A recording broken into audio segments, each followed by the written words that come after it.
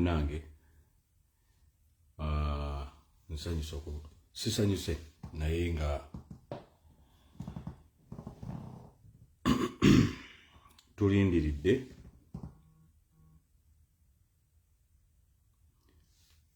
tubadde tutrackinga flight eno kuba tuwagala kakasa tufuna conflicting reports ku kiki ekigenda mu maaso. Flight tubadde tugitrackinga eya muganda waffe Lumbuye Fred, era twagala kukakasa oba ku flight eno kwali naye nga tubadde tufuna amawulire gali conflicting. Mwami Segere nnyo ina ebifaananyi by'otaddeyo nga flight enaba kulandinga, simanyi kiki obadde otegeeza mu kino naye tujja kukitegeera. N'ebifaananyi by'otaddeyo tukyalindiridde tutrackinga ennyonyi eno okulaba, naye nga waliwo conflicting reports nyingi nnyo, naye tulindiridde tulabe ennyonyi eno we twogerera erandinze. Ennyonyi erandinze naye tetumanyi kituufu.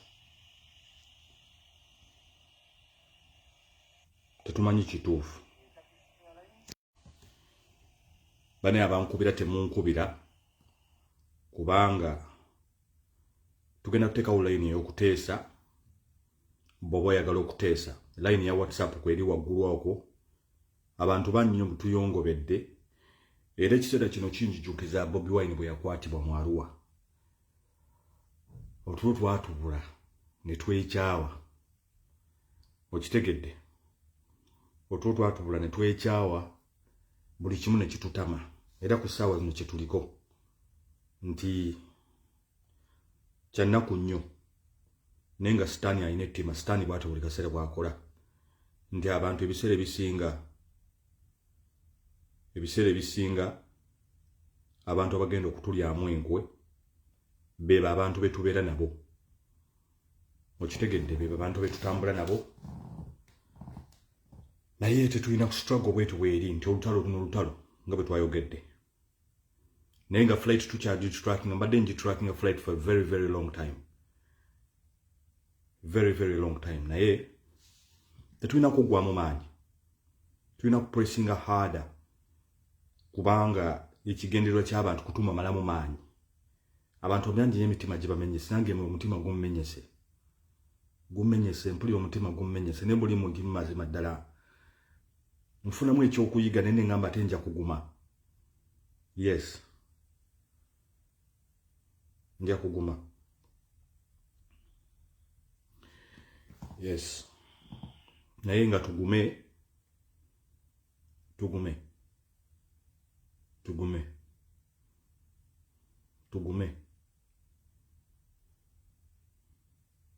Hello?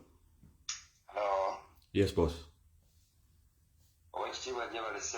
Kale sebo nabo gye baleko sebo. Ono bamuyise 12 wa AMTV. Yes, sebo. Ensanyusa okukulabako n'okuwulizaako. Yes, sebo, era abantu bakuwulira, eggwanga likuwulira.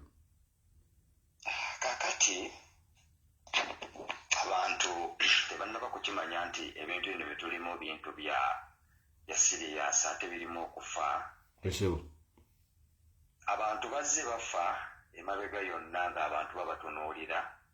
Abantu ne bakubwa amasasi, abantu nga babatunuulira. Naye omuntu akola ati ekintu eky'obujoozi n'atuuka okugenda najja omuntu mu diaspora eyamudduka n'ava e Uganda, n'adduka lwa mbeera mbi nga tajja kusobola mbeera eri mu Uganda, n'adduka neyeekweka. Omuntu n'agenda n'amunonayo. Abantu abali ku pulogulaamu y'eno balowooza eriyo omuntu akyali seefu. Nze ku kulaba okwange tekyali muntu ali seefu, olw'ensonga buli muntu yenna nakyemalira asobola okukola ki? Ogenda n'amugyawo.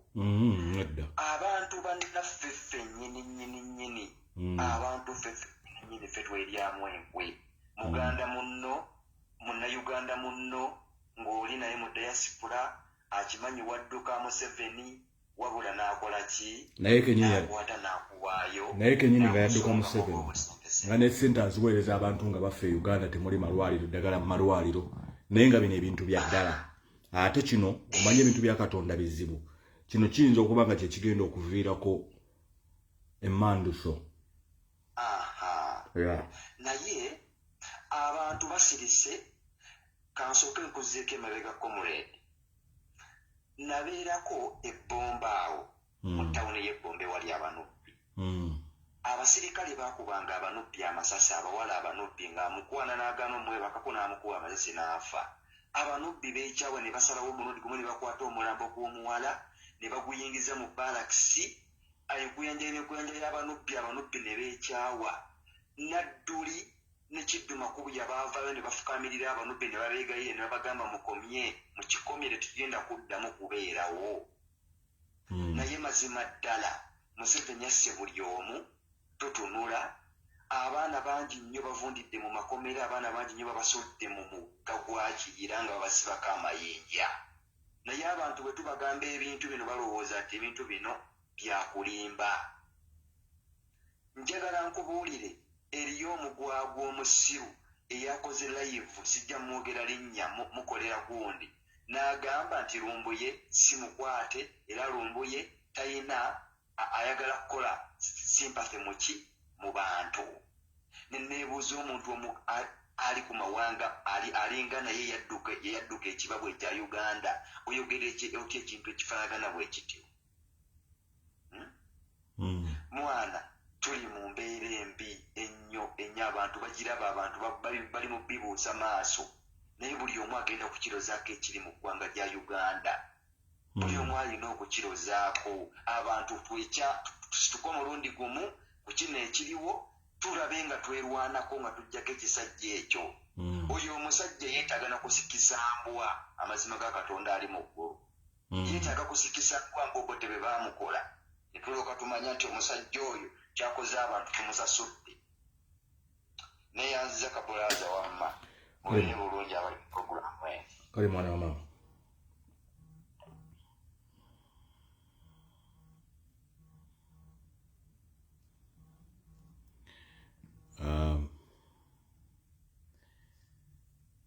bannange buli muntu yenna waali olina okuguma tumanye ate nkugjeeko bujja mwana wa maama kanzire mukkubire kugjeeko bujja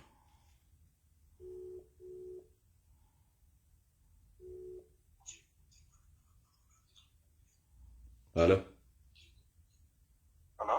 wanjisebo Seka jeba lisebo kale sebo nawe jebe ko sebo kale ba kakati munaye fena twanyoleddwa nnyo naye kino kibere kyakuyiga eri ffe n'Abannayuganda oba oli mu nsi ki oba oli mu nsi ki tuve mu bino ebyokusabira eggwanga mu eggwanga tulisabire tuve mu bino ebyokugira mu eggwanga tulisabire nnyo eggwanga lyayonooneka dda lyavaako okiwulira mukama wange bino ebintu byetulimu byakwebuzaabuza simala tusabire eggwanga abantu bennyini betwasindikayo bennyini otukiikirira bekulowooza abatukiikirira be bakola tetubitegeera okifuna ffe nnyini ffe tulina okweyimukira ne tuvaayo eggwanga ne tulaba nga liddawo n'eggwanga lyafatta emba tenteesa mukama wange kibaere kyakuyiga kale sebo webale nnyo halo wanjisebo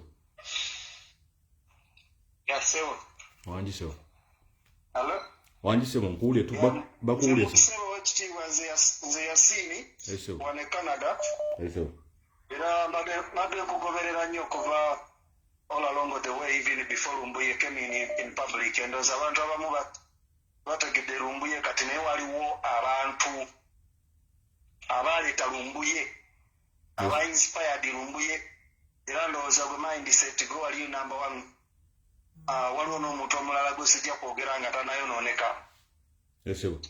naye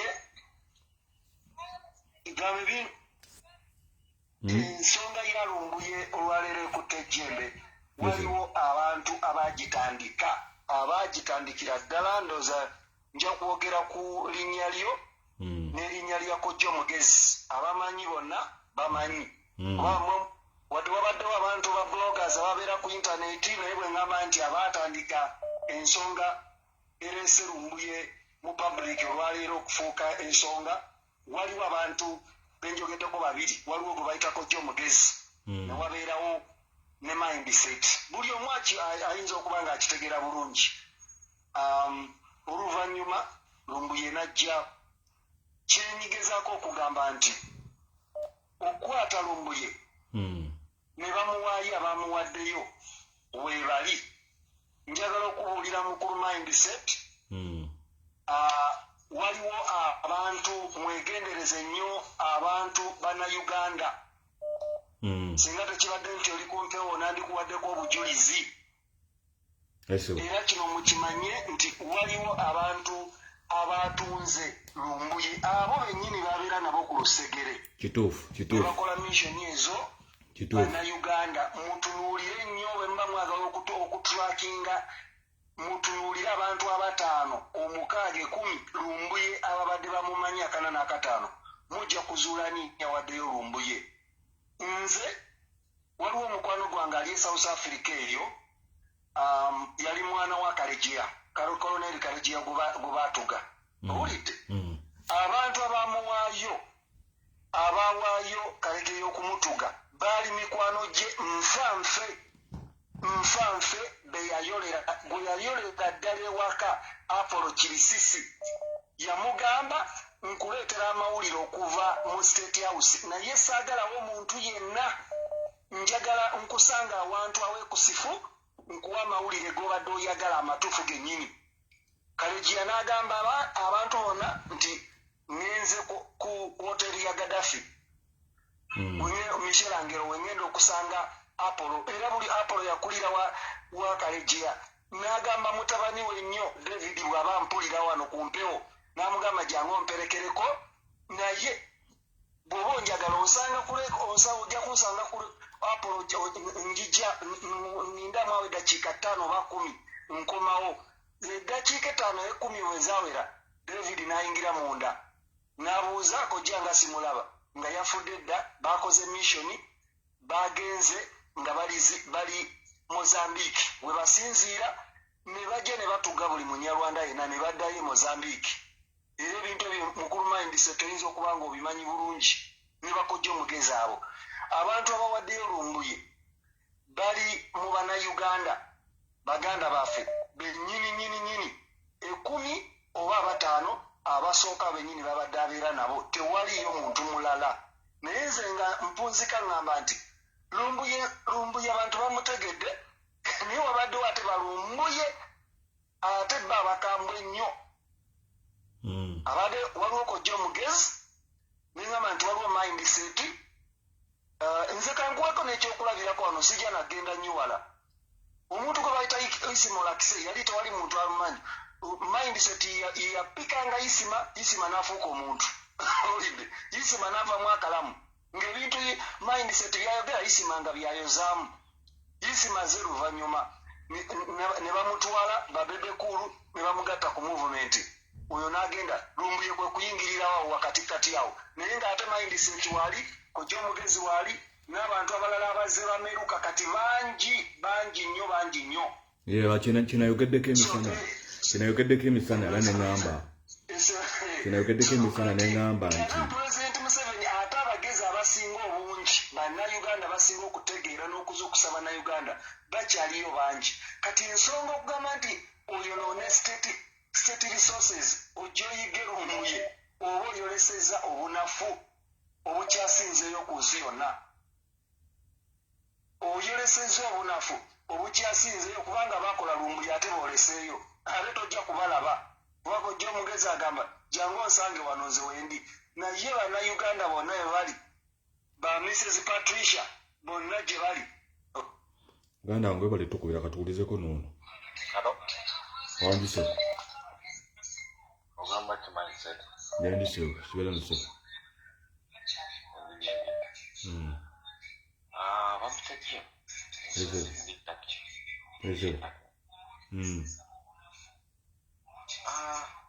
Kendeza kesimu yo, kendeza kesimu yerinda. Okay.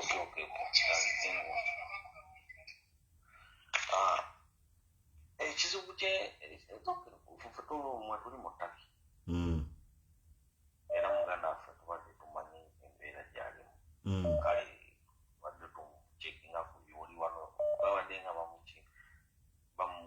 ebiseera byabadde afunamu gundi bamukutte nagamba no nze bwendi mukona kuwa nagamba masaga kubanga kabuga sikati wano waliisi walabye gamba bwendi era omuyitakawo namugamba mwana kyali gyoli naye nze ndowooza wana abaana bava kwata bulijjo abaana bawana basinga tebalina byogera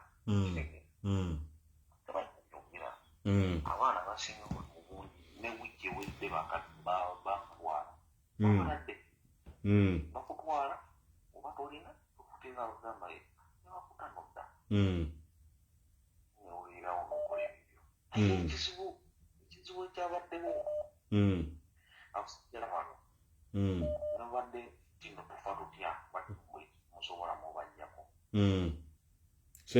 sente bataddemu sente nyingi mubudde kutya sente bakola entegeka ngeri supaapu engeri gye bakutte Lumbuye bano abasajja wetu bano abataki polisi yetaki terumba muddugavu wasula ekyo talaamu tejja mu bifo mumusula era yokukwata nti biki bakusanga eyo bano abaana bazungazunga omusangawo eyo makubo gye bakwatira naye mbojje wosula era polisi ekuyitakawo gamba niweekulawo nejja nekukona waliwo obuzibu bakinga toyagamba nga begendera tebalina tabu kubanga singa bakunkuna amayumba wano abaana bangi wano bawera n'omuntu n'5,000 batalina bipapula naye webali ne pato oyo pato talina mpapula newaali okitegera tukire abadde agenda ku mapoliisi abadde atambula bikyoki talina mpapula okitegera naye tebamuliko enkugamba eno sikote gye bagiruka emyezi mingi emabega okitegera ate nga mukwano gwaffe obuzibu bwe tulina nti singa yaki kuba incident singa zamuweerawo n'ayogera ku abaliko ewaana mumugamba omanyi ne mumukolera ebintu n'aba nga atambula kubanga dukira kati wano oba olidde okoze obasite wano oba ogenda eri basikutere bwaba baagala kutwalawo eri nga tolina kabuliza okitegera kati waba waliwo empapula nyingi z'olina okujja okufuna akagundi okutambula okuva wano okitegeera naye sijjako akoze kiki kale sebo webale nnyo sebo okutukubira webale sebo webale ekisembayo nti ffe abaana bangi abafiidde mu struggle bagundi baana betuziise abaana be baziise okitegeera ne struggle ekyatambula okitegeera tumusiime omulimu gwakoze struggle egende maaso tufokasinge ku kiddako okitegeera luno olutalo tulina okusigala nga tusukuma mbere tusuume embeere kwa kati otudda mu kaaba tebigenda tukoleza tebigenda tukolera kiteta yaba afuna amaanyi agamba katimba mazzi era kyebadde ayagala okugamba okukangamu ate nekirala kati Lumbuye tebagala Lumbuye nga ye kati dictator already mu nyumba yaabwe balinamu entalo kubanga bali abadde bagaba information bali munda kati ne bali abali munda tebajja kwagala Lumbuye kwogera ojja kwesanga nti mukavuvu nganaako Lumbuye bajja kumuttira mu kubanga bali tebaagala atuuke banate nabo baagala ona ababuulire information gye badde eva okitegedde yes okitegedde kati nfe kikulaba mukwasaganye mulabe information gye yabadde eva information itandika okufa ekyo is no problem kubanga kibaddewo era nga information tugigabana tekirina buzibu yes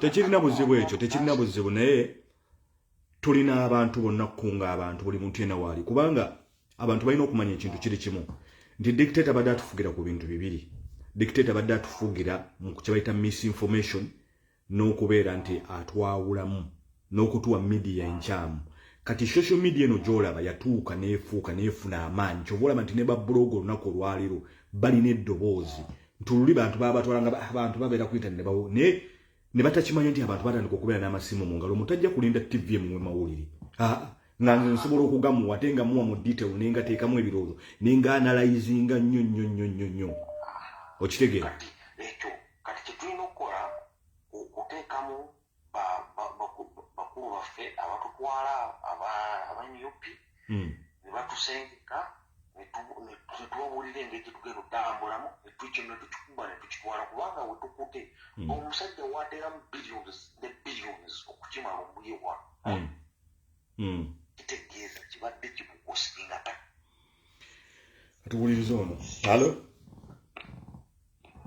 Hello? Wanji sebo? Jeba leko mukulu. Kali sebo, nawe jeba leko? Njogera ne mindset. Sebo? Okay, kati mukulu. Oyo Museveni talina na kujyakanga from day one nga plan we yali ejjako dictator. Okiwulira? Sebo. Kuba Lumbuye mukwate, kuba simukwate, Museveni alina okugenda.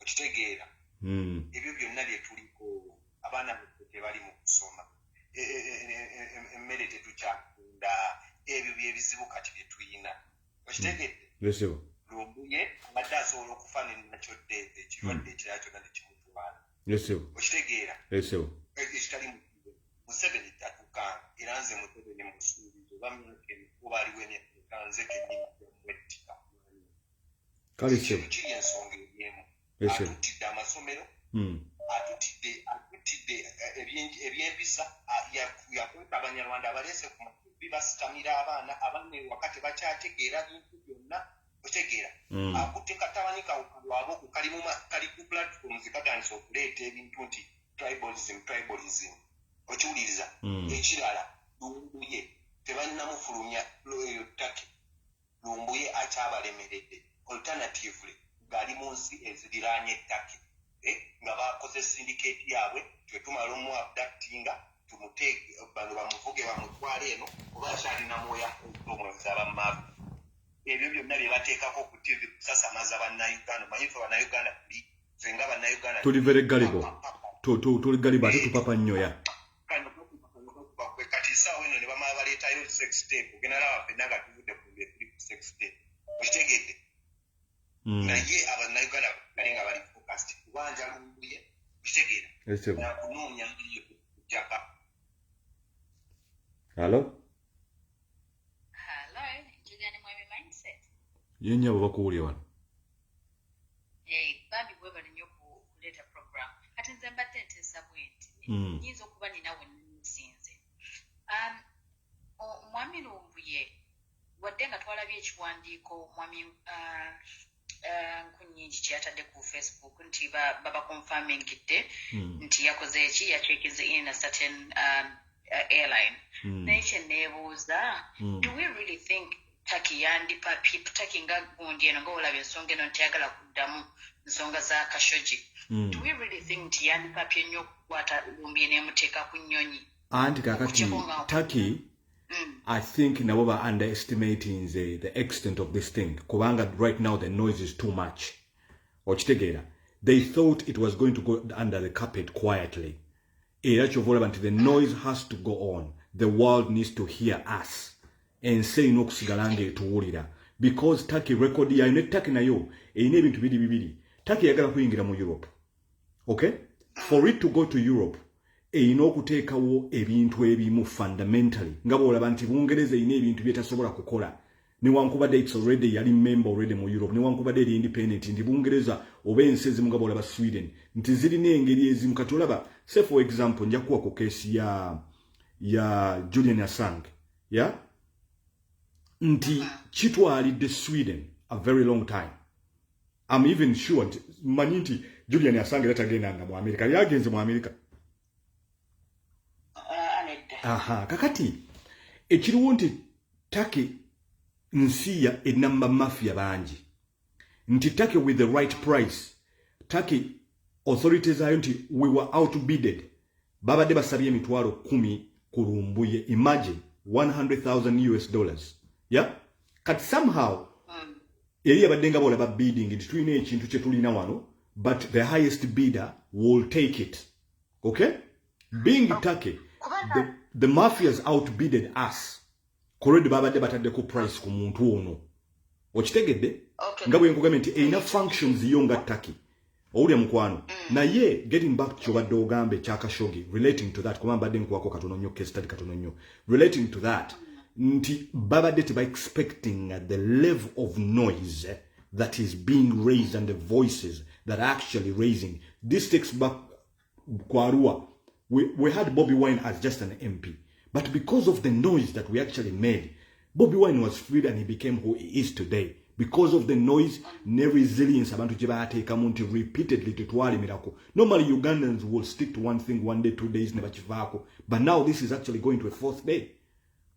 Ochitege? Kati awo wenyini wo gambia tuloka pini awo kubanga wengambira ekyo ekintu ye nti bandibanga baagala n'okustopinga abantu from making this noise in Turkish embassies all over the world abantu gye bagenze kubanga it's one thing to actually okutuwa that decoy information tigundi ali ku nnyonyi just so they can stop the noise kubanga kiba kirabika obi eri and yakati even if they say ali ku nnyonyi, because there's two things here. Choino okumanya kiriwe kiti nti Lumbuye has been having people who have been giving him information. They don't need Lumbuye as a person. They need the source of the information. That is one thing you don't have to underestimate. And where the source is coming from, those guys inside there would not let Lumbuye. They would not let. Now there's another scenario where people will actually demand to have a proof of life. Can we see the person? Because there is that pressure on government nayo. It's like a game of chess where they really have to buy no placing in pitches in the right time, in the right place. They could say they've flown him probably to Entebbe or wherever. But as government, they will be tasked to bring this man on camera. And remember, even the people being given the information, there is an inside war going on. Because Lumbuye was not a genius to sit in Turkey. So was not a genius in Tiatu de Turkey in Nabi, Narota, and Atugambe Bintung, Nebija, Nebitukiri Ebimo. And I remember one of the programs. Honorable Numbers stated on one of those programs, I think a government should take an interest in somebody who speaks on the internet, says something is going to happen and actually happens. Do you remember that conversation? Yeah. Okay? Hakati. Waliwo chase, waliwo akazanya akaliwo sawa zino. Bali information jeva, nabo tebagala Lumbuye kutuuka ku ground. So they could wechibanga ali ku flight, which I'm sort of doubting. Babanga ali ku flight. Those people that have been giving the information would not let him go free, be handed over. Because what they want, not the person, they want the source. So there is an internal war going on. Egamba nti bwebamuleta naffe no tuba tuwoja kubanga mulimu abantu abali mu system ng'ekintu bakikoowa dda. They are tired. Take okwata nekola such an immediate quick decision nga teyetegereza nsonga eno bulungi nnyo tegoberedde bulungi nnyo. Of course Museveni akola ebya mafia naye teyetegereza bulungi okukwata bukwasi gundi muntu what with all this noise UN people getting UN involved and name it ekwata omuntu emalega nkola class with no explanation just because Uganda being an African country, most of these countries they underestimate Africans. Okay?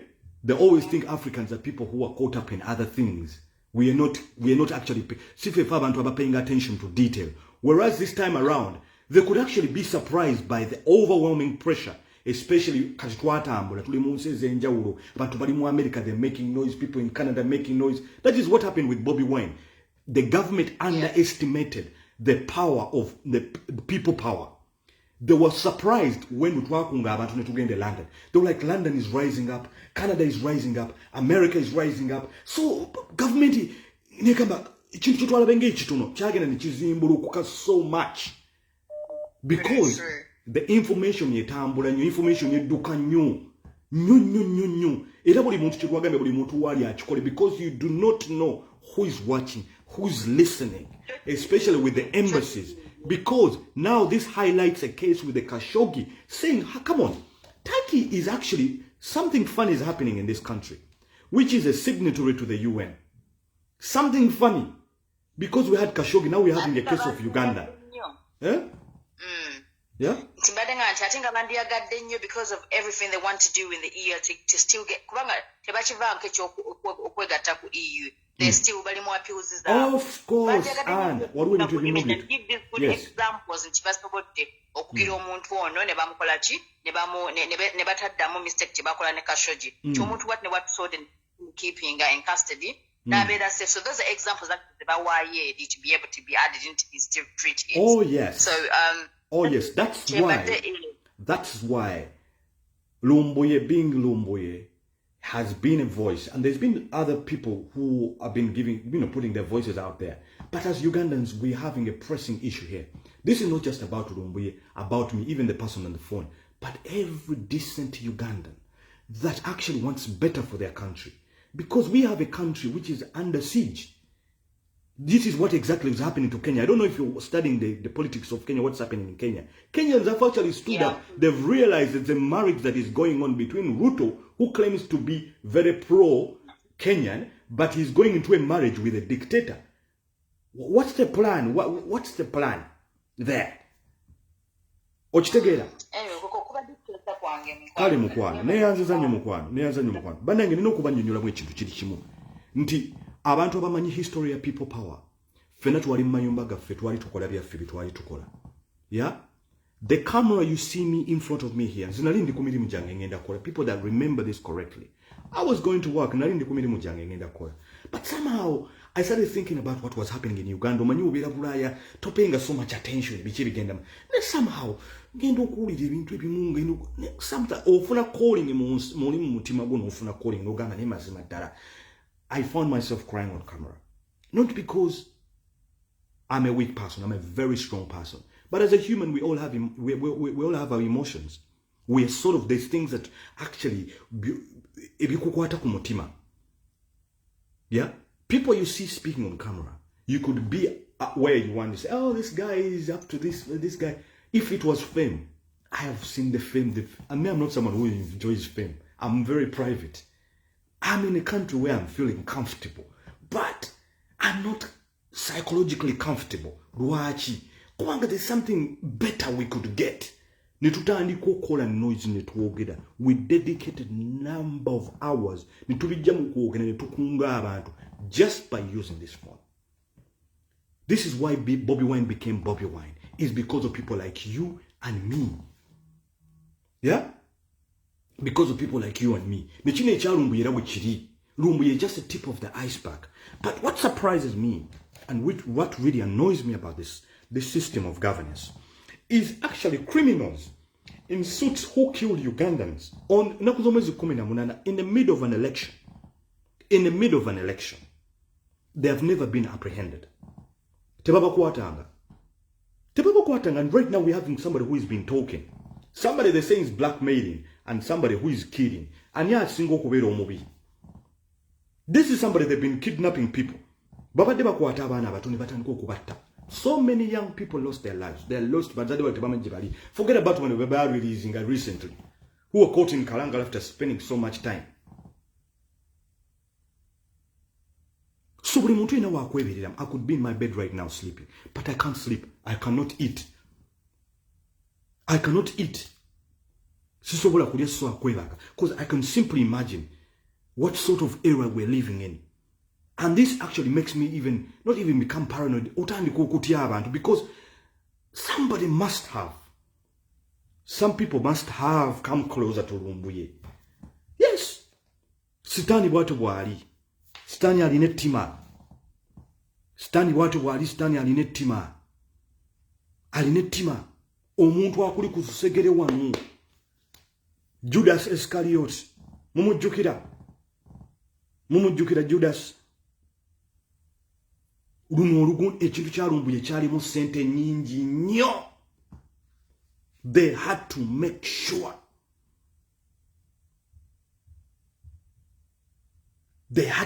Kyalimu sente nyingi nnyo. Bannange people power no jimwala batwatandika butandisi ku masimu nga twogera.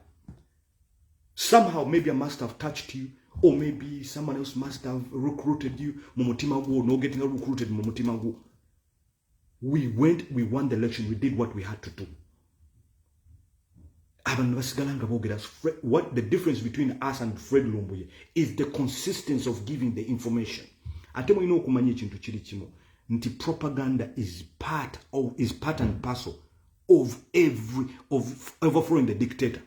Museveni yasinga propaganda batachimanyi. Museveni, me and you could be friends. Museveni could come to me and say, Monage, do you know that person is sleeping with your wife? Umusaji oyeba kane mukazibo. Nagende wa mkwano wange namugamba business ino je mwakola ne munegayo oyo guy gomwakola ne business yo najira kati nzere mkwano kwa ntanko okulwana ngana Museveni yasinga system yesinga propaganda. I am telling you abadde tufugira ku divisions muchimanyi mwenna oyingira mu offices ezimu batoli wagwanga tosobola kufuna mulimu buli kintu kyonna abasajja eggwanga lyabali mali afa foreign omuntu nazzo mulimu omuyindi nakuba omuntu oluyimu na Uganda oluyibo mu China n'ogenda ku police ne bakwata mu China ne bamuteeka wali gwe ne bakuteeka mu ngato nabana kuwoza munansi mwana bye ebintu ebisinga okutuluma omuntu najja ku ttaka lyo ng'akutte mundu foreigner mu China gwegenda ng'okutte mundu e China. You cannot see these things n'osigala ng'oli kyekimu. Tosobola kulaba bino ebintu n'osigala ng'oli kyekimu. You can't. Oyinza okuba obeera mu America fena obutabo tubulina. Obutabo twabufuna tubulina. What is that? Is nothing. Ng'essimu evuga ne bakugamba omwana baamutidde wano, omwana baamukwatidde ku poliisi yabadde akola ki? Hey! How are we going to live decently in our country? How?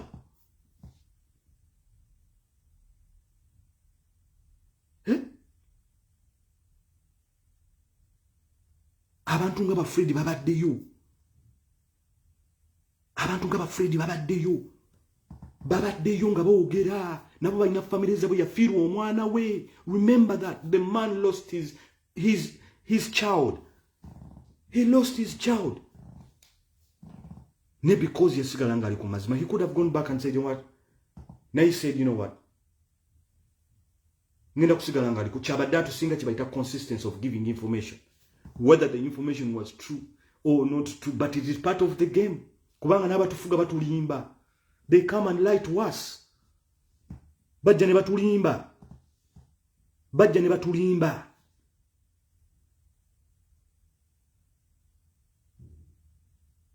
Bajja ne batulimba. Abantu abasinga balimba. Abakulembeze balimba. Bonna balimba. Abakulembeze bambala amasuuti n'obasanga ekiro nga ali mu kukwata mwana muto underage. Ne underage talina maanyi gajja kulopa politician tubamanyi. N'aleeta investor mu ggwanga, investor n'amuwaayiriza nti ate investor abuse mu Uganda. Ogenda okuwulira nti investor yeekubye essasi. Abamu tubamanyi ne fayiro tuzirina.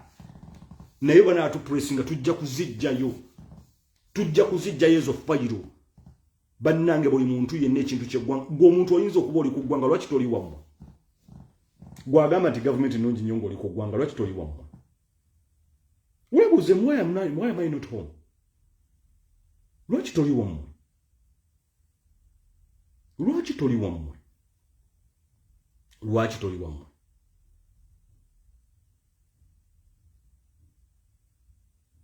Lwaki toli wammwe? Fred Lumbuye omuzannyo chesi mungi nnyo ali awo. Waliwo omuzannyo omuwanvu oguli awo muwanvu nnyo kubanga bw'oba obadde oli mu buyinza ng'obadde owa Fred Lumbuye information. Kizibu nnyo okuleka Fred Lumbuye ng'osobola omutukako n'omulekanga mulamu. Obutafuna afazali ffenna tufiirwa. Waliwo abagamba bazanya kifiiriza kati we bali awo balinze. Bali bazanya kifiiriza. Kubanga information omuntu ku internet wera ku internet kuna abantu bakuwa information ya buli kikamu ndambabuulira kati sinza babuulira nti obono ate tebijja kuggwa kubanga the more the system stays the more waliwo document bagita Python berry classified document yava mu State House straight to us. Fere tubera mu State House. People call you and give you that document. Authentic. document. Go back to the videos that were made before the election. Python Berry Kweriko. You will listen. Everything that was said in that document was done.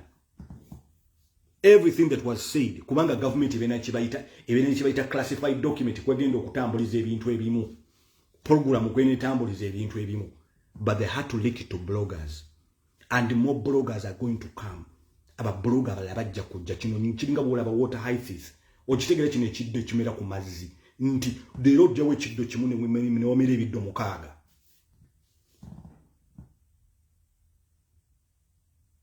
Ne wamera ebiddo mukaaga. Ojjawo ekiddo kimu ne bimera mukaaga n'ogenda enkya n'osanga nga kikoze compound effect nga kimeze.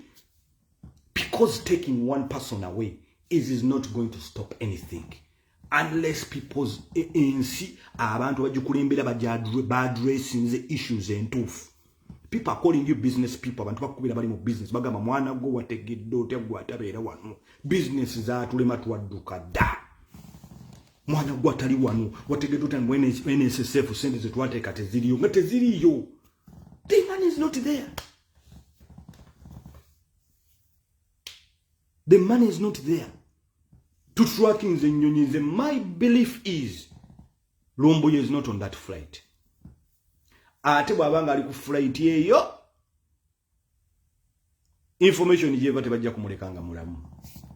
Kubanga there is an internal war going on mu nyumba yo munamba abantu abatufuga mu mayumba mwe babeera omu. Balina nabo abaagala ekintu kigwe. Tebasobola kukkiriza Lumbuye kubanga bali tebaagala Lumbuye baagala source. Baagala source ya information. Gwe information obadde ogijja wajje baagala. Tebagala Lumbuye because Lumbuye with that information is just an ordinary person.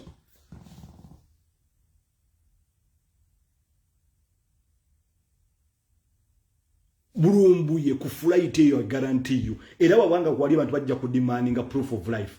Actually the government is single okubeera ku pressure sawa zino. Not Lumbuye. And the noise that people are actually making. But at the end of the day, now it's chikwatako. So many things Lumbuye probably said even about me at some point and again and tagala said blackmail. Some things I never agreed with them. As a person, just by principle. Sabi ngabi musibikiri nikwe gamba well sometimes it's just a human thing. Simply because omuntu akoze ekintu kibi na wina mukola kintu kibi. It's just a human thing. It's just a human thing. Nze ngamba bwenti Lumbuye ku nnyonyi taliiko. Taliiko ku nnyonyi. Kino baakikoze nga bwolaba diversion. Bwaba ku nnyonyi kwali. Eri abadde bawa information tebasobola kukkiriza kuba bali munda internally bali munda tebasobola kukkiriza. Afazali afa. Kubana leo kiba kibwokyesa. Gwe tunulira omuzanyo guno gwa chess gunzanyo gwa mapesa. Gwa mapesa. Bali tebaagala Lumbuye baagala information source. Umepata hii information ijipata wapi? Nani amekupa hii information? Nani amekupatia hii information hii? Wataki messenger. Wanataka source. Yes. Government is single kubera ku pressure kubanga ati abantu bagitadde ku ninga abantu bali ku internet bali everywhere. Even us na Benz never said to wangi. Ndi mu bintu byange birala nnyo. Na umudedda ndi mu byange birala. Naye wa tombole nebo mpito ogenda ku shift emirimu najitadde one nga asagala kusagala. I want to find out. I want to know. Abantu afananga nangaza bali very curious. They want to know. Government is under pressure. You said the man was on a flight. He's coming. Where is he? You said he was coming. Where is he? Turkey is also under pressure. Turkey yagala kuyingira mu Europe. You think Turkey would sacrifice its membership, a membership application to give away Lumbuye? Because that goes on its file. Turkey yagala kuyingira Europe. Turkey ina kesi ya Khashoggi. Turkey ina kesi ya Khashoggi. Omusajja ya Saudi Arabia famu bambas. Hello. Anjit. Yes, boss. Tu ejase. Kale sebo nawe bali kutukubira. Tuli munnaku naye ebisinga byalo byogedde ko so sijja kubiddamu naye nsi kinjagala okugamba na Uganda buno obusungu bwe bawulira busigale ku mitima gyabwe. Ekikutama ku bannayuganda banyiiga leero enkya ne batandika okusekera kwanika atikalakata. And that is the mindset which is the problem of all Ugandans. Wowe ofunye obusungu nga buno nyiiga. Olaba ekintu kyonna ali tokisanyukira. Don't be diverted. That's where the diversions come from. Naye nze nga bw'ogambye ekintu kya Lumbuye, the key thing now is proof of life. Oh yes, proof of life. Whatever they're doing now against the Kunyonye, because the thing is, there is a possibility that Lumbuye mufu. Let's put facts out. Yeah. Because the way he was handled, he might have been killed. Now, kiba affecting Museveni, kiba affecting Turkey. Now, Museveni yakola a diversion. Tugambe kitwamutadde ku Nyonyi, we had to say Entebbe, tumuflying and tumutwale Gulu. To say Gulu, something happened, maybe an accident or something, because it's just a cover-up. We pray that either he's still alive, even when he's taken to Uganda, let's see proof of life. Proof of life, yes. Tumulaba atambuddeko, tumulaba ati asizza, bayinza okuba bamukubi. But is it there? Yes. Uganda bayinza omutirayo, it's fine. Right now, we can't just be diverted. N'oli anti ali kunyonyi n'otandika okukaaba, aleka atuseega. No. Kyekyo buli mwakiyingiramu ng'amanyi you can either die or otuuka e Uganda. But naffe abamu twali tulabanga bulabi. We never used to call. Kakati kyolowooza nze obulamu bwange sibwaga kyogera nti feesi yange tebagimanyi waliwo omuntu atamanyi feesi yange. Kati naffe gye tunaatuuka tujja kuma n'okubikuba amasimu naffe tubiteeka mu kamera because that is what will be required. Bannayuganda kybalina okumanya kiri kimu. Bobi tajja kuvaayo kugamba nti kwata emmundu oba weerwaniko. Yajja kuyimba olimba agambe situka tutambule. Gwe teekamu amagezi go. Teekamu amagezi go. Ogende mu katale. Tutambule ogende mu kisaawe. No. Situka tutambule. Museveni agenda kufa. He doesn't have like 15 years. What he has done is prepared the next generation. Era walaba obwana ngeri yali yabutraininga mundu kukwata mwana butobi mukwata mundu buli kangeri ja kukochina mundu. Tugamba bannayuganda bakupiikinga mu nnyumba ye toyinamu wadde ffumu. Toyinamu wadde jambiya. Ensi Uganda okutereera. Bannayuganda banyo kitegeera kino. It's not going to be manna from heaven. We shall go through what either Kenya went through or what Rwanda went through. We just need to prepare our minds to kitegeera. Newa we ne family n'ogigamba nti bano abasajja tebagenda kutta buyinza kukutuwa bubi. Watika okubaawo ekintu ekikolebwa.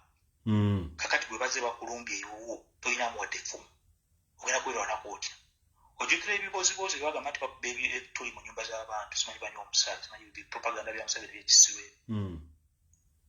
Naye abantu banyumira okubeera mu balaba mindset naye mindset yabalekogera mindset bana betuzizaamu amaanyi. No. Kubira beewo mwe bagambe banaye mwekuumye mwerwaneko uli jambi yabaako n'amajambi yange abiri. We're not saying that people should start slashing each other. Niyo omuntu wajja okutwala omwana wo nga batwala n'ozibula ne bamusasi. Surely. Singa yakubaawo omuntu omusirikale ng'omwawo evidence neebaawo. Don't you think it helps?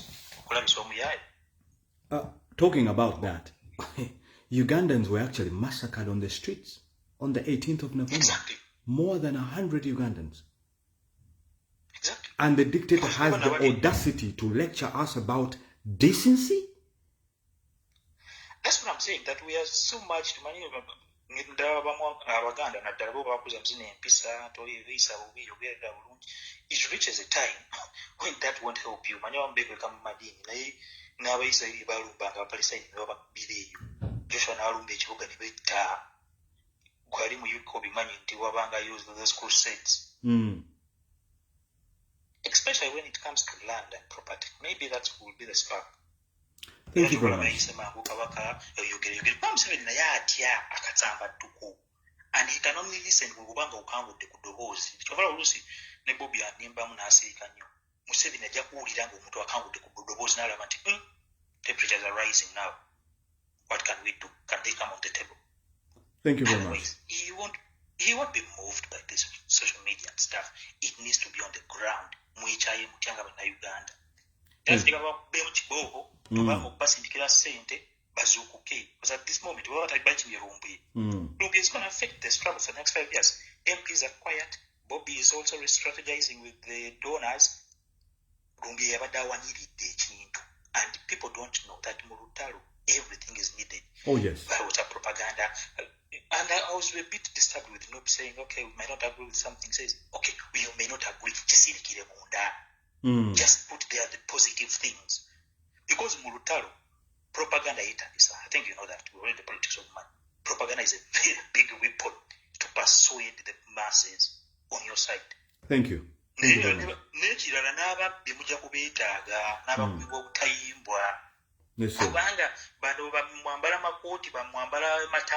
They will not be involved in the dirty work. Thank you. So every tool at your disposal is necessary. Hello? You're welcome to your mindset. Kale sebo nawe je baleko. Kale nze mbadde nina ekiteeso kye ngamba nti singa kizuula nga tate yawaddeyo muganda waffe ono tate tugikube tugifiirize tulabe nga teriyingira mu European Union tate tugikube tusule ebyobulambuzi byayo okiraba nga twatasingako ebintu bya Jamal Kasoyi bye yakola tuteekengako n'ebya Lumbuye okiraba tulabe nga nayo efuna kifiiriza eri kyegisobola mu bwayo bwonna era tugende maaso kikola ssaawa eno efune puresha kubanga kisoboka okuba nga omuntu akyali ku dikoyi nga gyali balinda kulaba nga bakyamulina mu ttake kisoboka we cannot refute this evidence oba hypothesis okiraba kubanga fena abasinga tuli ku assumptions okiraba bayinza okuba bazalina dikoyi kubuzaabuza balabe batuyite kulitalaba okiraba naye tetuwaawo lumbu yonna yonna yaki ya loopholes tetuwaawo muwaatwa gwa bunafu okiraba nze yange kale sebo tufunye enteeseganya y'abantu bane mwena abateese naye tetulina kuggwamu maanyi buli muntu yenna osobola okuwa eddoboozi lyo osobola okujja n'oyogera ky'oyagala okwogera birowoozo n'obwe ndowoozayo ku bintu eby'enjawulo ku kintu ekyenjawulo. Now the struggle is done. Struggle tennaba kuggwa mukwano.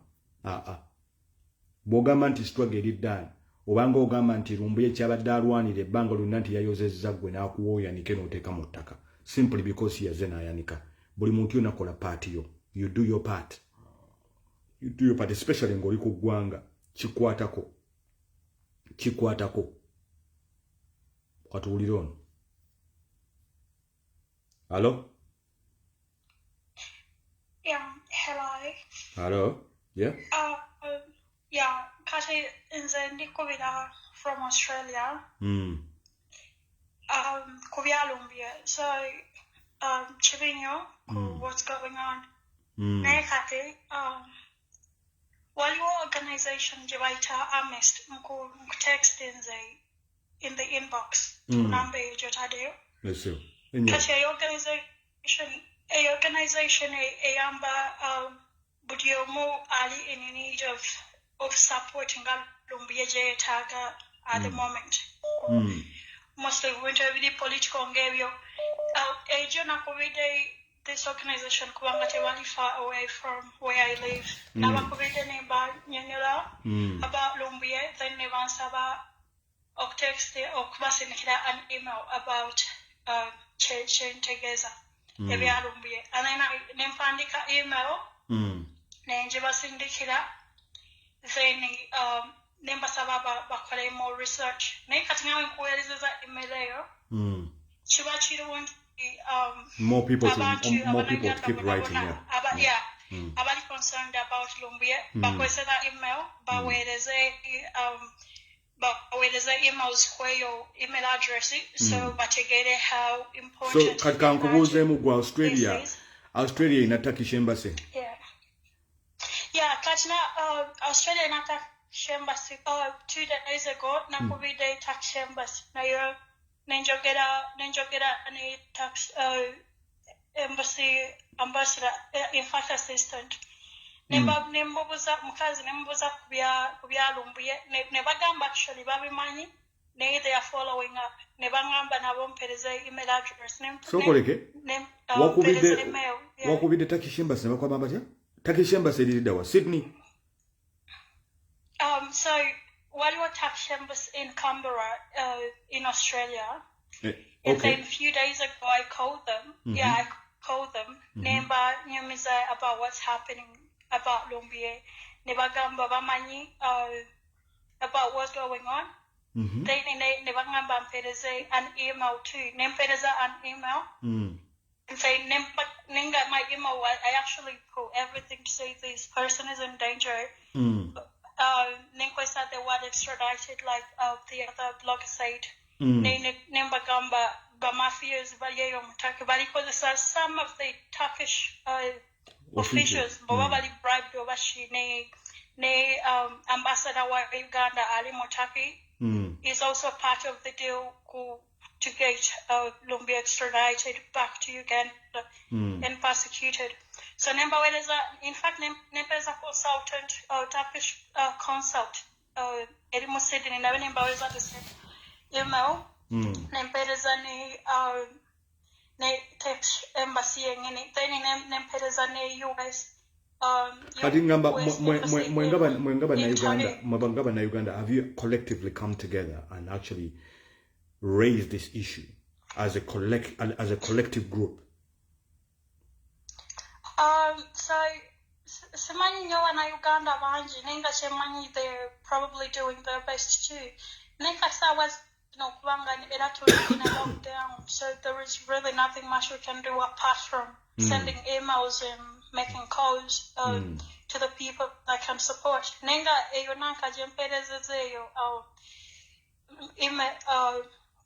email address jemperezeza eyo organization is really helpful, and it's worldwide, so it's always concerned about everyone everywhere in the world. So customer will be proof, and then so long as you present everything that is going on, enough information. Serious. So when I started, abantu requested that very email address. So you've sent me the email here. Yeah, I've already sent you the email. So just sharing on your page and then ask different people to where there's a that email address could be Lumbuye. My email, where there's about honest people being in judge where there's or just some memo now or labe injury about to join that. So to where there were Lumbuye he's been there and he has given us the information that we never knew. The government they're doing all they can they persecute Lumbuye an organization is very huge and it's international, but just to call out wire information like bantu banji bawandike kuna organization like kubanga erina abantu everywhere aba celebrities bani bona supporting this organization, so webala banga tubatade kubunkenke they have nothing to do na yeyo kwalashi email nyi mazojipinga omukwa taking action mazojipinga omukwa nenga bambi thank you for your part, so abantu baweleze ku email eyo no problem, thank you very much. Webale nyo mukwana email yeyo muchala jagamba please write an email to email yeyo support@amnesty.org.au. Buli muntu yena kulika abantu bano banji sharing a email eno, sharing a video. You share the video etambule tujeke etambule igende. Yes, this is how we build people power, by sharing information, and the more people receive the information, because information is power. There's so many people who are sleeping, probably they're out there, they probably drinking themselves silly or something, whatever they're doing, probably with their families. Jumping onto this live, they will see this. This is the information. Yeno email erikuno. But it's a supporter@amnesty.org.au. Write email, state what's happening, what you feel. Talking very technical. As long as you can be understood. State what you know, what not what you've had. Yes, attach pictures, attach whatever you can attach. Because we might think that the world knows. The world has bigger problems. The world has bigger problems. Bigger problems. Bigger problems. So let's from any of my sources. I have not got a confirmation yet that actually Lumbuye has been on the flight. I have not received any information until Lumbuye ali ku flight here. I have not. In any of the sources that I actually have in Kampala. I have not. I have people on the ground, people that send me information. None of those people has actually sent me any information until Lumbuye has been on that flight. And ngabwe mbagambadde mbanyonyola wano nti omuzanyo guno gulinga gwolaba chess, omuntu ali azannyeko chess. Nti bw'oba obadde n'abantu nga bakuwa information, the moment you're compromised as an asset, the moment you're compromised ne bakugwamu, chiba kizibu nnyo bali abantu abadde bakuwa information ndo kuleka n'ogenda, kubanga it means nawo ogenda compromising a position yaabwe. So there is a bit of a catch, waliwo catch game eri awo. To me, I think it might be something sad, but I think Lumbuye tulina okumulabako. Either alittako oba talittake. Naye nga apparently omuntu baba bamukwatidde ettake from the information that came out. Nti omuntu bamukwatidde ettake bamuwe minute 5 bamugamba essimu bajimujja ku ne bamugamba oyina okulonda mu essimu bamuwe eddakiika 5 ng'akubira mu immigration center okubira omuntu ennamba ye. Ekyo kyo it's a human right. No bakwata ku police yonna kubenga oli Uganda. Abantu bewamba bategeera bati anti bakutte. Era bakuwa 5-minute phone call. 5-minute phone call to let someone know that you've actually been arrested.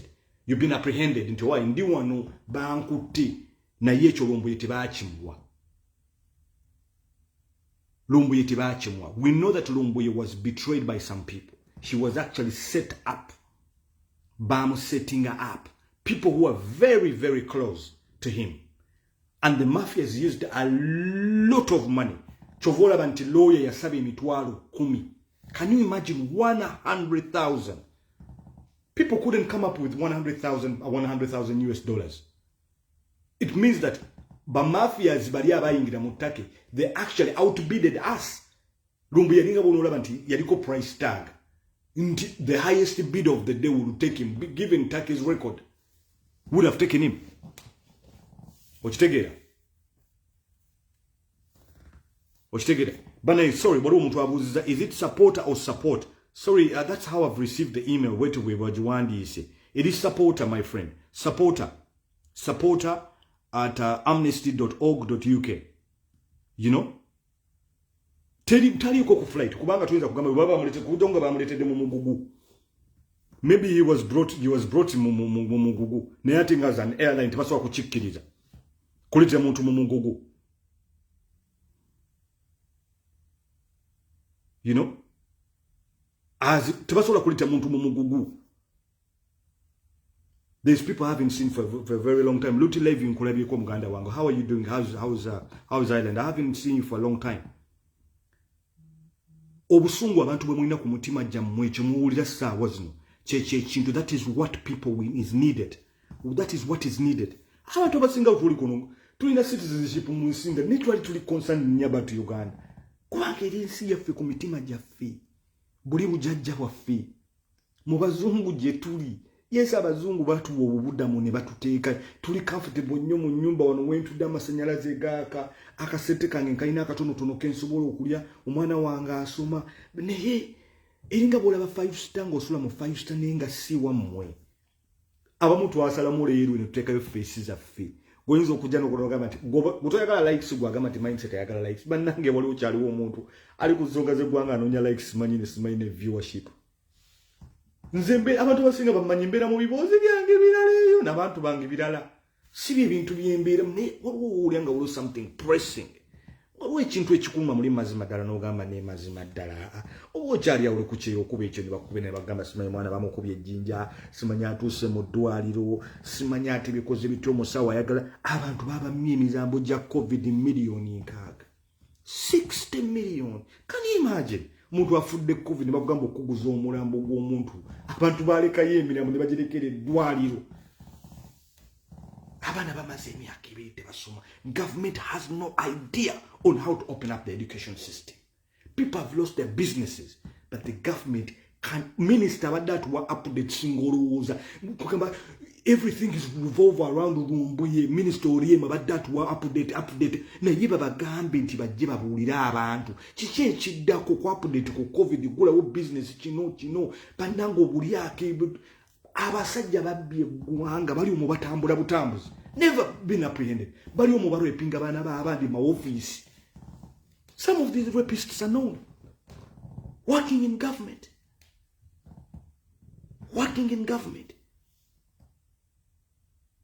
abantu batta abantu with impunity. On the 18th we all watched as Ugandans were massacred. Kuna kuzomwezi 18 November mukazi akuteswani yemmere niba mukuba amasasi yali so mwana wewaka bannange omuntu ng'olabye ebintu ebyo osobola okusigala kyekimu ujja kunga toli muntu bannange mujja tugamba kali twogera nnyo netukole ki yimwe olwo nti bagamba nti internet tekola Lumbuye yandibadde aliko price tag singa yali tekola Lumbuye teyalibaddeko price tag teyandibaddeko singa ebintu bya internet byali not relevant kubanga ekintu kiri kimu dictator kyabadde asaba singa bye tumanyi kati twali tubimanyi emyaka 15 oba 2 emabega. The social media nga bweri kati was 20 years ago. Where do you think this regime would be? Where do you think this regime could be? Goza regime no yali badde luddawa. Bananga batoka kuba directly. I cannot pick your calls. If you're calling me directly, I cannot pick your call. I cannot pick your call. If the things that are happening now, we knew them about 20 years ago, where would we be today? How many Ugandans are? There's so many people from the north, Rugbas, they've been living in this country, the doctors. If these people, this country was safe, they would all go back into there's so many northern people, Lugbaras that ran away from Uganda, doctors in this country. Doctors, engineers, never to go back to Uganda because of bad governance. And what is happening in that country? This is all affecting each and every one of us. It might not affect you directly, but affecting you indirectly. What you see on your screens every day, a president having a motorcade of over 40 cars, but when you call up for an ambulance, it doesn't show up. Why can't he sacrifice 10 of those cars and say, you know what, every region at least has to have an ambulance? We're looking at our brothers and sisters every day going to work in the Arab world. If that country was governed with decency, would we have these young people leaving the country? Every day Uganda loses 5,000 people that go through the airport. And because of COVID, like 500 people leave, 500 young people leave every day, going to the desert. It's all because of bad governance. Bad governance. The people lost the control. People ruling that country lost the control of that country. You could be in America holding an American passport. You could be in Germany holding a German passport. But at the end of the day, you have something pressing in you telling you that you have to be somewhere. Do you know the amount of things that we face every day as foreigners, even holding passports of different countries? Racism. Because that's not where you belong. We belong somewhere else. But how can we belong? If somehow it's like we're waiting for a miracle. The miracle lies within us as people. You could be in Canada. All your bread and butter, you've got a good life. You have a nice car. By the end of the day, you would love to drive that nice car and drive it home. You hold qualifications. By the end of the day, you would like to take those qualifications and build your country.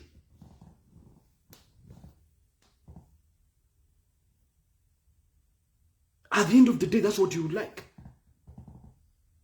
At the end of the day. But me, I still say this. I still say Lumbuye has not left Turkey. My instincts just tell me Lumbuye has not left Turkey. If he has not left Turkey, Lumbuye might not be alive. That is what I'm thinking. That is my thought. Because remember, information they would not allow him to go home and compromise their positions. There's an end of fighting. State House. There's a power vacuum. Because of Museveni staying for a very long time, it has created a power vacuum where there's internal conflict. But you will never know. You will never know. Before election, we received a very classified document, Python Berry. The day I got that document, I read that document, fucking hell. I could not believe what I was reading. And everything I was reading was actually being done. Everything was damn. And recently, guess what? Rabogo comes out. Rabogo, who was behind this document, comes out recently about Lumbuye. And I'm like, fucking hell. Everything is now making sense.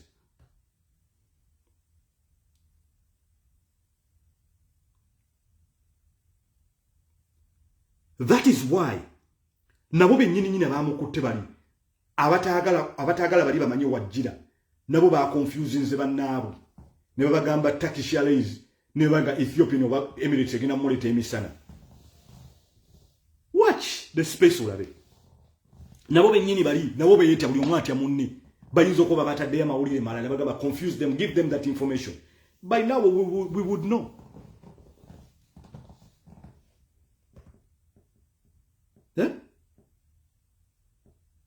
Lumbuye's thing, like so many other stories, especially about people you bring so close to you. They simply care about the money. They don't care if you lose your life or not. They don't care. Nature teshina kutumala mu maanyi. Tulina okusigala nga tusukuma mu maaso kozesa eddoboozi lyo. Nawe osobola okwogera nga I also love my life. Nina abaana bange nange obulamu bwange mbwagala. By the end of the day, abaana bange bagenda kumbuuza lumu, abaana bagenda kutubuuza because generations zijja kukyuka. But ugambe, Dad, what did you do while all this was happening? Abaana bange si ba citizens ba Uganda. But at the end of the day, wali bujjajja bwabwe era nkibagamba nti mbwembwa okuzaalibwa mu kiyumba ky'embalaasi kigifuula mbalaasi. Oli munna Uganda. Baana bato naye mbagamba embwa okuzaalibwa mu kiyumba ky'embalaasi tegigifuula mbalaasi. Tegigifuula mbalaasi.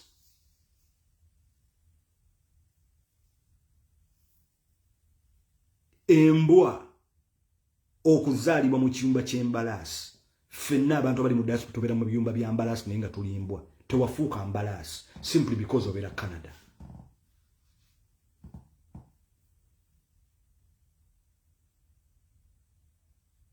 Tewafuuka mbwa. Email eri awo buli muntu yenna ali ku live eno kusaba sharing live eno kuba tujja kugirekayo abantu balabe ebigambo bino. Tetwagala abantu kuluzinga hope cause bano kye baagala. They want everybody abantu badde bateekayo face bagambe olaba gwe bamukotalera sijja kude. No.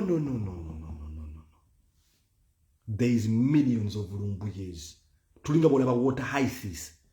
Okitegere kye kidde kimera ku mazzi. Bajjako kimu ku macho jjako kimu n'okera ku machanga bimeze munaana.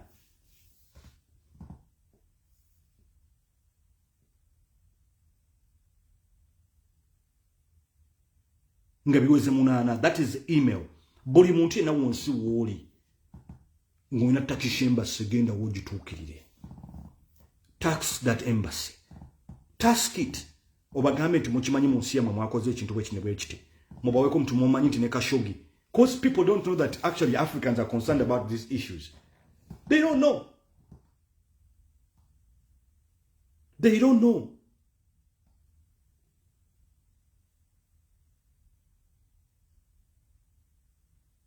They don't know.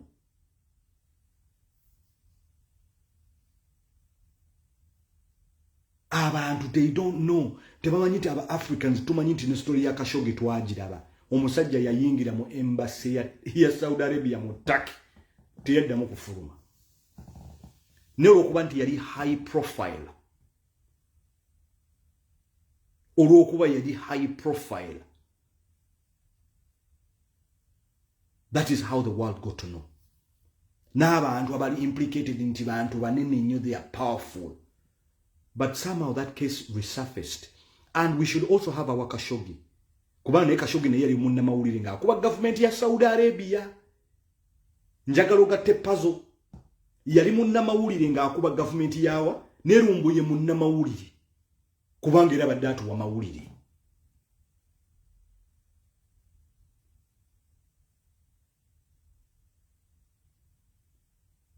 Naye nyinyi badde atuwa ki? Waliwo omuntu ancorrectinzemu n'angamba it is support@amnesty.org.au.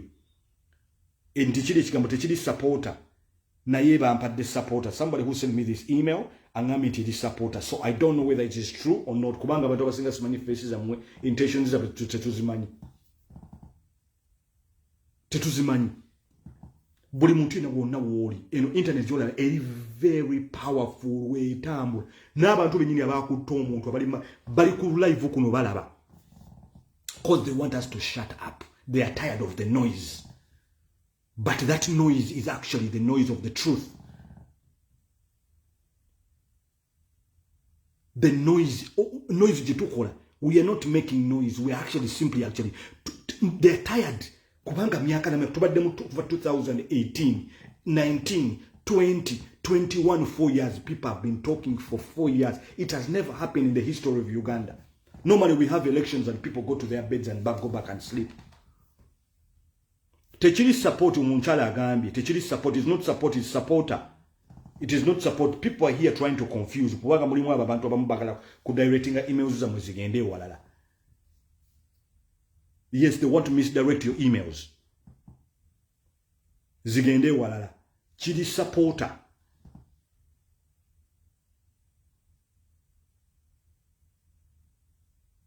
You know?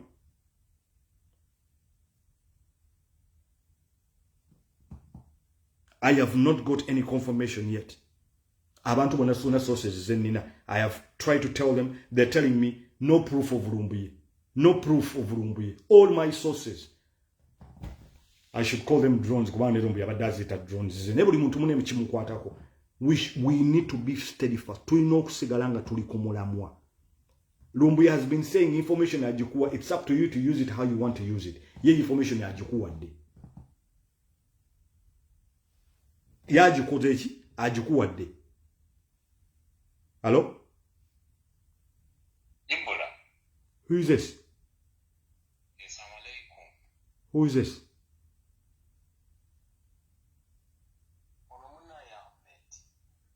Owawa Sebo.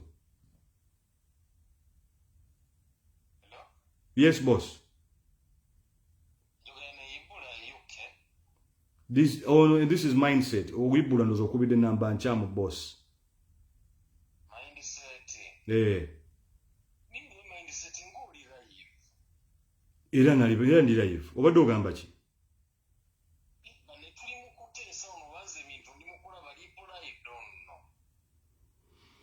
Sajja abuze. Nze ndi mindset byogerako sibimanyi. Okitegeera. So, buli muntu yenna wooli. Buli muntu yenna wooli. Information bajikuwa is up to you how you use that information. Ogenda kugikozesa otya. Ate information ino kusigala kubanga balumbuye banje abantu bakyagaba information yo bakyali banji nnyo. For sometimes ekitusalako obudde bukusalako. Ne oluna abantu batagala kintu kino bantu kufuna mazima. Tebagala bantu kutegeera. Tebagala bantu kufuna information entuufu. Waliwo ndigambo she should pay and for the rest. Ate okola kiwano. Kasoke mu blocking ono. Mugende mu government ya mwesuubize. Munangati should pay for what? How many people have actually paid when the people that killed the Ugandans on the streets, how many of them have been apprehended? Chirumi that died. They've been shooting Muslim left, center, and right. How many people are apprehended? Oyinza okugamba nti munengo otya moneze nti abajja kunzita biki near the end of the n'abafudde COVID tebamaze kwogera ku government. Muzata.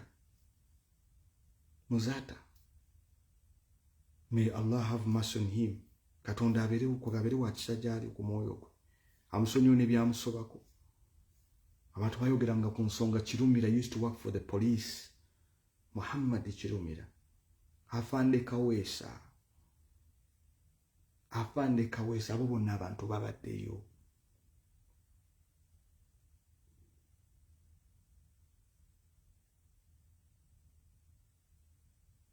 Abantu babaddeyo Afande Kaweesa.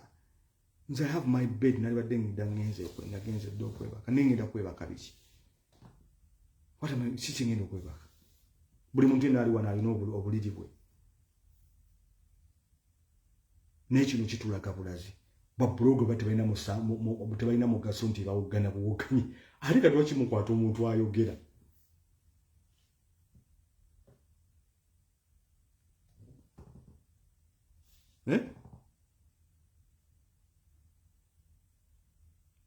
Lwaki mukwata omuntu ayogera nti omuntu ayogera? Abantu banyinya abagenda okwogera bajja kujja n'abalala basinga ffe. Recently omusajja yakoze video. Musajja simanyima muyita bakiga fax nagamba tujja kuba abantu ba NUP amasasi. Tujja kuba n'emizimu gyamwe tugikuba amasasi. Abo abantu bali finance waliwo muzeeyo omu yajja wano nayogera sagala kwogera mannya ge.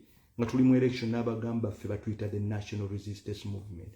Tujja kuba abantu amasasi. Tujja kubatta bwe twasiba abadde batono ng'abantu bazika abaana baabwe. Nagenze ndaba legislator omu. I was very disappointed with this legislator. Namugamba nga batta abantu 18 nga tewavaayo. Namulabye kuno.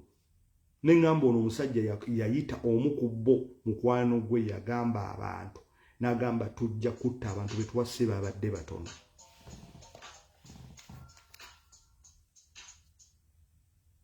Hello? Mindset. Wanji mukwano.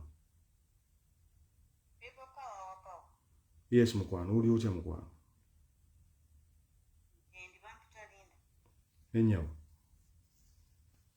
Nyamba kimu, it's not over until it's over. Enyawo. Obadde oyogerako onogamba nti instincts zo zikugamba nti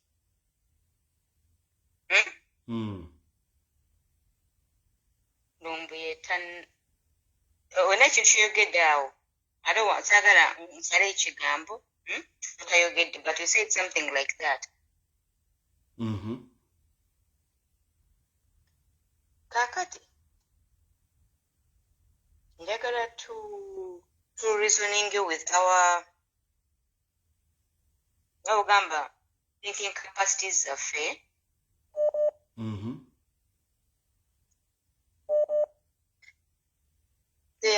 It's either way. Lumbuye bwe babanga I'm saying it's either way.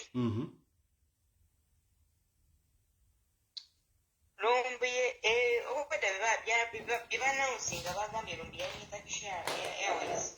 Right? Over saawa zibadde bagambye meka wano. I'm trying to recall what they said. We all know what they said. Get to the point. Okay. Get straight to the point.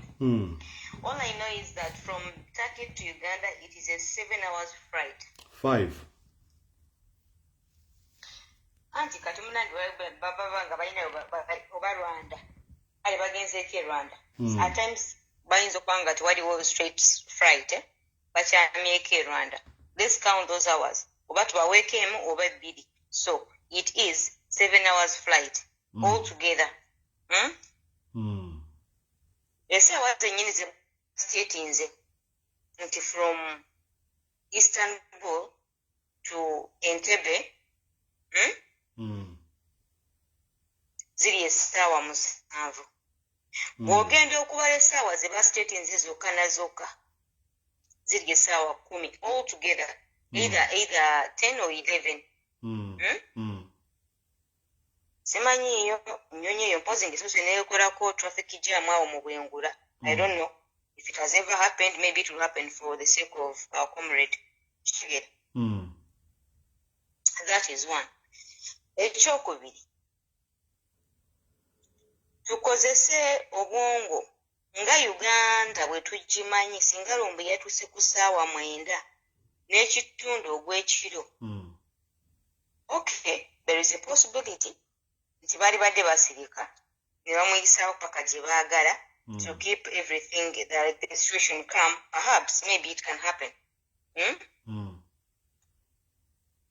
Naye nange ekintu kikyaŋŋamba nti Lumbuye yaleba nga akyali etaki. That's my thinking as well. But is he alive? Yes. And then, if it comes to either him being alive or dead, I'll still be straight. It is either way.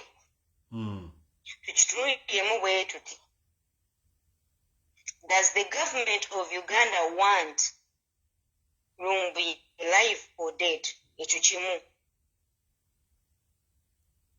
Then, ekyokubiri kibiri nti abamukapturing okuva we yabadde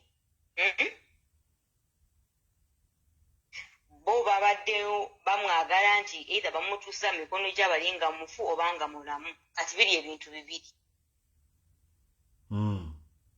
The people that captured him, of course, bateekuba nga babadde bamwagala bamudelivering mu mikono gy'abali nga mulamu. Bababuuze, is this the person? Babagambe nti yes or no. Then, from there, from that point, bano abadde bamuzze Uganda. The question is, bamwagala bamutuuse nga mulamu oba nga mufu? Answer ziba bbiri. Mumuleete nga either mulamu oba nga mufu. Am I right or wrong? Either we mumuleete tumwagala wano. Kati bino ebintu by'abana Uganda okwetoloola awo. I'm speaking, sigenda kugamba nti erinnya lyange nze gundi bampita Linda. That is my name. I won't mention where I am, but my name is Linda.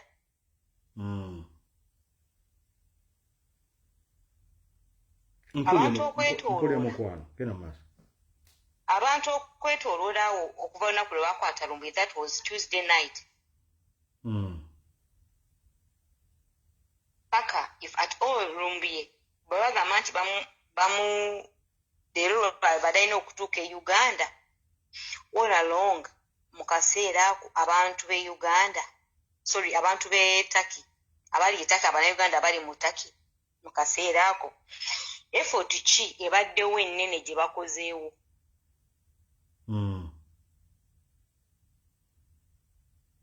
Omuntu gwe bakwata ku Lwokubiri, Olwokusatu, Olwokuna, Olwokutaano, era omuntu bwe banaba nga bali bakumuta ng'omuntu akyali mulamu.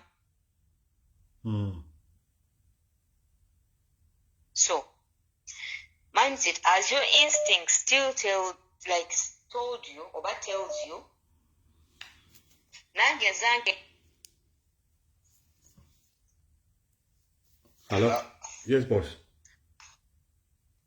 Jebaleko mukadde wange. Kale sebo, nawe jebaleko sebo. Mune nange nkwegattako abasajja bano. Nange ngezezaako okubuuzabuuza ku bantu bange nga bagamba nti Lumbuye mu nnyonyi teyabaddemu. Abasajja bano bayinza okuba batuzannyira ku magezi nga Lumbuye bayinza okuba ne tusabe kireke kubeera nga kikyo nga baamutta kati nga batulimba nti bamuleese Uganda bamukwese. Ekyo kiyinza okubeerawo, naye nze ndowooza yange ndaba Lumbuye tebannamutwala Uganda. That's my instincts as well, was in Ngamba. Nange, yes, mpozi kubanga siraba gavumenti ya Turkey bw'erina kubeera chipu bw'etyo n'etwala omuntu bw'etyo. Mukulu we, Turkey yensi erina ab'abamafiya bungi nnyo mwana wa mtu. Turkey ya bungi nnyo ate bagifugira ku tribes bwe batyo balina obukundi bungi. Kaakati kinziko ekyo kisoboka kyo kumukwata naye nga gavumenti nsuubira si yamukwata. Gano agasajja agalala ge gakola ki? Egamukwata.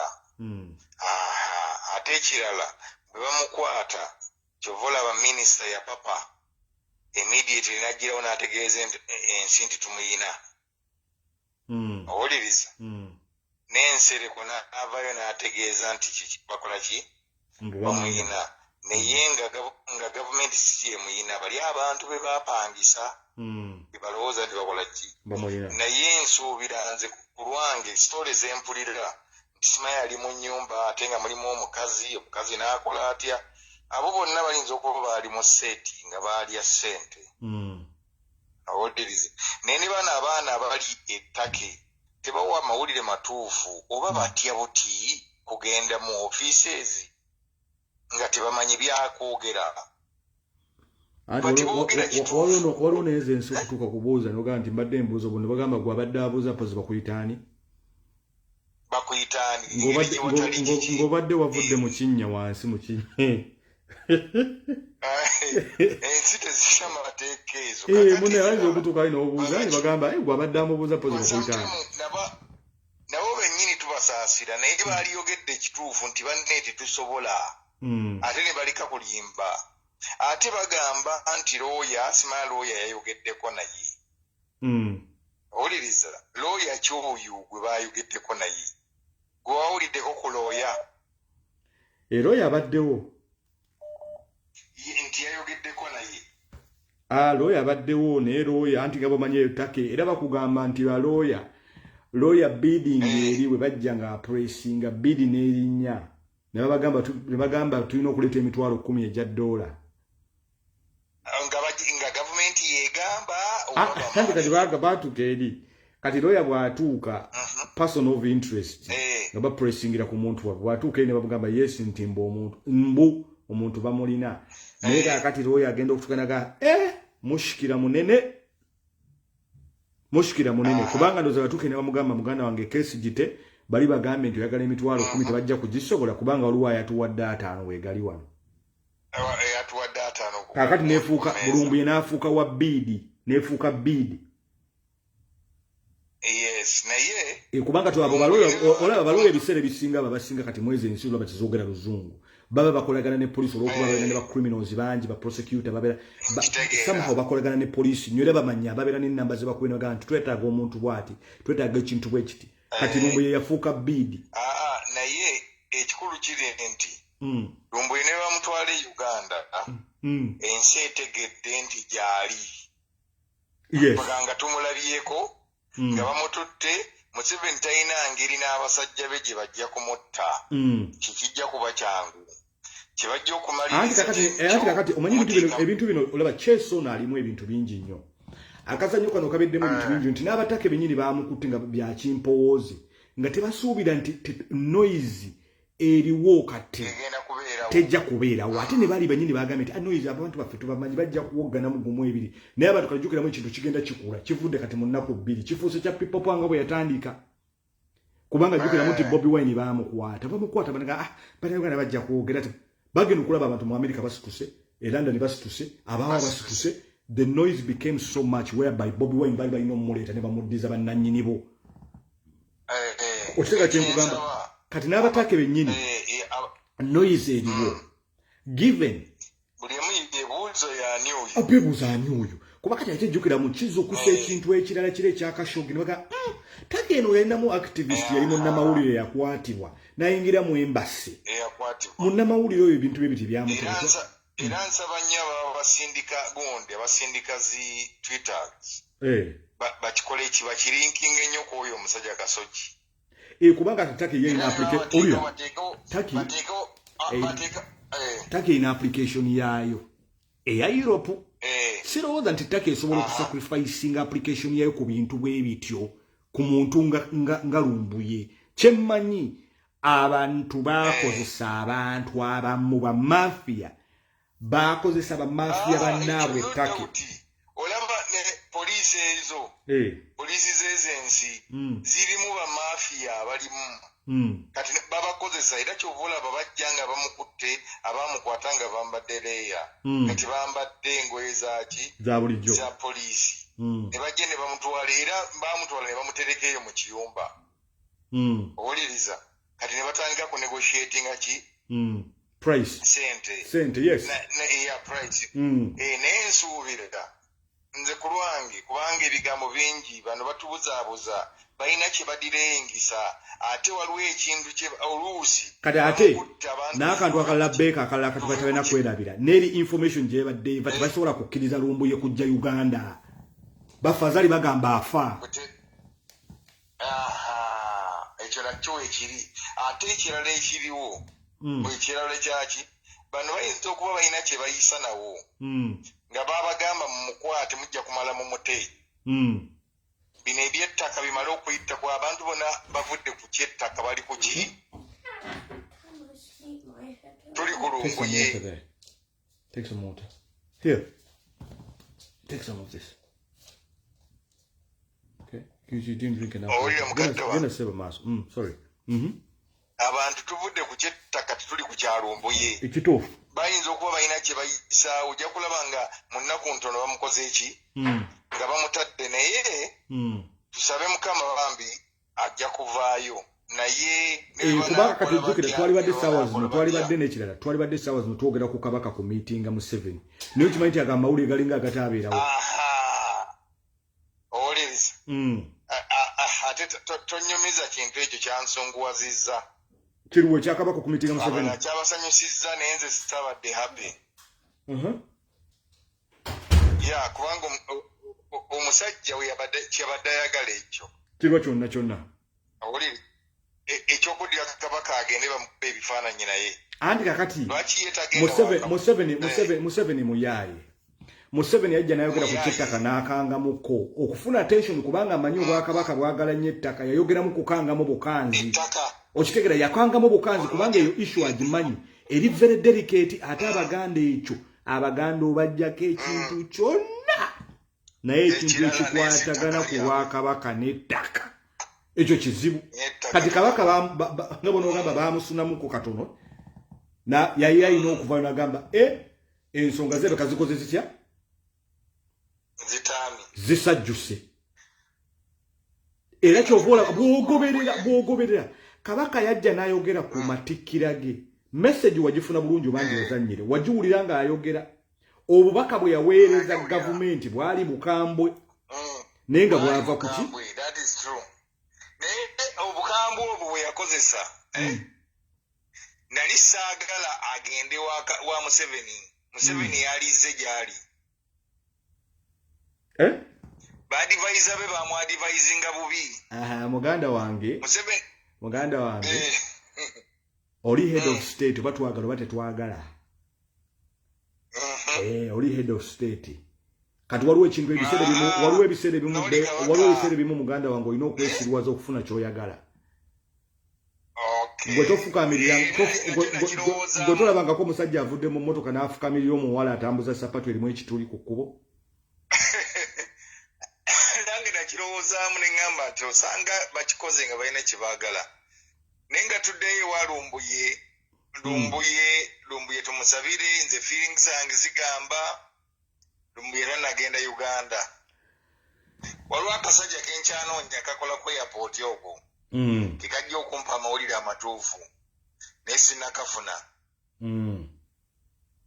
eye Uganda ate ko kajja kumbulira ekituufu naye bwe kanaakambuulidde ekituufu kujja kugamba kale ssebo neyanza nnyo ssebo n'abalala bateese kale ssebo akuume kale ssebo omuntu yenna ayagala okwendowooza ye bw'oyingira vidiyo eno bw'onyiga bw'oti heading ya vidiyo waliwo ngamba enamba yange eri ku page wayingidde vidiyo enamba kwennyini bagiye enamba yegundi ya vidiyo halo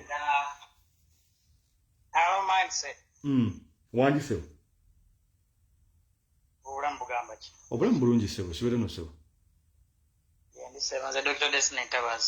embaddeko ku live yo ssebo nenkulabako ninjagala okukuba essimu naye nga teyitamu ndowooza wabaddeko kaakati tuufu kiri Lumbuye ennyonyi eyo gye batugambye tagibaddeeko ssebo ze kennyini nkubye essimu n'enkubira gundi eyo bagiyita RIB Rwanda Investigation Bureau ku ssimu yaabwe ey'okukisaawe ne mbabuuza ne mbagamba nze gundi ama political activities nyina interest eri omuntu bamuyitayo bati bamugye Kenya naye ku nnyonyi yammwe abaddeko estopinzekawo n'egenda e Uganda ng'olwedde mmaze ennyonyi emaze n'oggwa e Uganda abasajja ne baŋŋamba tabaddeeko naye ekintu ekirala minds let us be logical ennyonyi eva ettake teyinza kubulako munnayuganda n'omu tetusobola kubulwako munnayuganda ayinza kuba kifaananyi oba tubuulira oba kupostinga kantu konna kubanga abantu kye batamanyi nti omuntu gwe badipootinze mu nnyonyi bamutuuza ku ntebe ensembayo eri emabega erinaanye effumbiro ewali toyireeti toyinza kuŋŋamba nti nti ennyonyi eva ettake ne kubulako munnayuganda amanyi Lumbuye asobola tugamba moment nga wakayitawo olomonsi kati 2 hours ng'ennyonyi egudde n'alema okutugamba nti kituufu ddala bannaye Lumbuye bamukomezaawo. So ekituufu kiri nti Lumbuye tali Uganda naye question eri mu mitima gyaffe is Lumbuye still alive? That's my question as well. My feeling is he's not.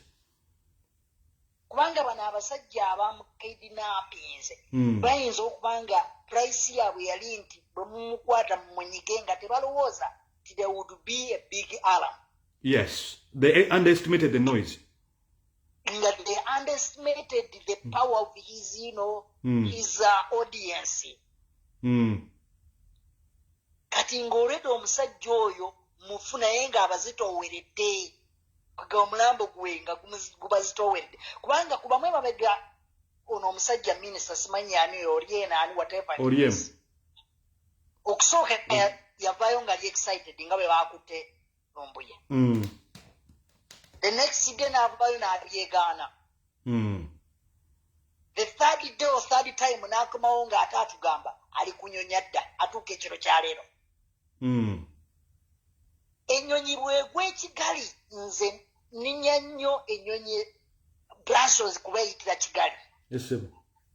Era nga bwe batweetinga Brussels ng'egudde e Kigali batera okuba bwe batweetinga taxi because nti evaako abantu ne wabaawo abayingira. Ennyonyi bwegwa e Kigali ate nekirala amawulire gaatambudde nnyo. Ne airline bagilinkinze nnyo kuba abagyogedde itinerary yaayo nti all of us have been tracking that flight. Yes. Era kati bw'olaba mu ngundi za aviation people take interest airlines ezimu nti flight ezimu baba bazitrackinga nnyo batandika okubuuza lwaki algorithm zibagamba nti flight eno erinako interest lwaki abantu batrackinga nnyo flight eno why. Nze kyendowooza kirimu ekiti. This is my thinking. My thinking is ne bali abadde information gye badde eva Lumbuye gyagifuna babadde baagala obba confusinga naffe ne batuconfusingiramu. Yes. Okay? Nga bagatuka ba flight eyo naye nga te flight eyinza okuba yatuuse aliya oba ejja kutuuka later bw'aba nga agenda kujja Uganda oba ng'ettaka gyali. Yes. Kubanga kino kyabadde kyakumalamu bantu manyi nti now we have him. Okay? Yeah. But now people are going to ask, Baba Genda Kera Kumacha, people are waking up in a few hours in Kampala. They're going to ask. Yeah. Ntibanage program jazuwe mwatu gambye nti omuntu mwamulisa ali luddawa. You have to produce him in court. Kyonga bukyogambye nti nabo bennyini babadde baagala kulaba who is uncomfortable. Okukomezebwa kwa Lumbuye wano. Yes. Abadamu wa information. Yes. Kubanga jukira mwera kino nkyogedde kuno ngamba nti information oyo kitajja kulekerawo kuliikinga ne America babadde baliikinga information for a long time. Katate n'ekirala Take ina a lot to lose in this ATR. Take ina application given Khashoggi's case eyaliwo. Nti tesobola kujapodizinga gundi yaayo. For someone as little as Lumbuye. As small as Lumbuye. Okay, let us say that maybe the Turkish authorities didn't know.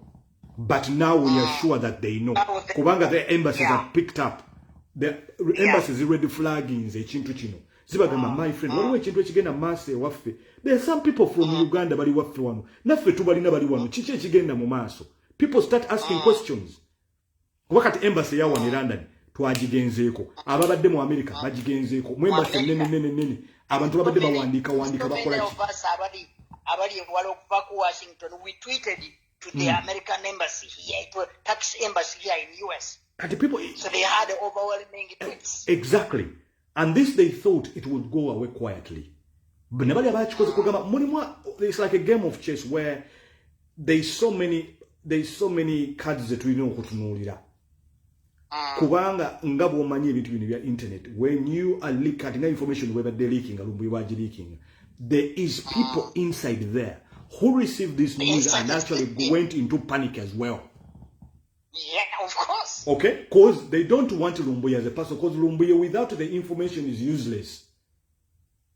And what these people who arrested him, allegedly, they want the source, they don't want Lumbuye. Actually, I was nabadde njogera ne mukyala wange nga kwega nga yaŋŋamba nti info kwega Museveni ye tayagala like Lumbuye, ayagala kumanya ani abadde amuwa information. Ekitegeera. So naye nga kugamba bw'otuulira ekintu ekyo nze ndaba kiziruna nnyo taxi government mu nnaku zino 2-3 okukwasa Lumbuye ne bagamba bamu deportinga nga ne UN already interested kubanga also UN waliwo eyo UN human rights ya UR European Union tweets zabadde overwhelmingly. Yeah. And kyekugamba nti waliwo abantu abakola ekintu nti maybe it has actually become so big nti oyinza okubeera n'omuntu bamuwako price tag naga ati what's the price to pay nti omanyi muntu muwacha ende mulika agende kubanga kati kifuuse too much given bagenda tandika okutukebera mu kyekigenda mu maaso kyekyaliwo kubanga remember now with all this noise people will start asking yabadde abeerawo omuntu oyo CCTV weziri. Yeah? Because of this noise we could end up by even having CCTV footage ready covered kati ng'ekyakashogi nakyo bo bamanya nti maybe somehow people will assume nti yafuluma embassy n'agenda n'akola ebirala.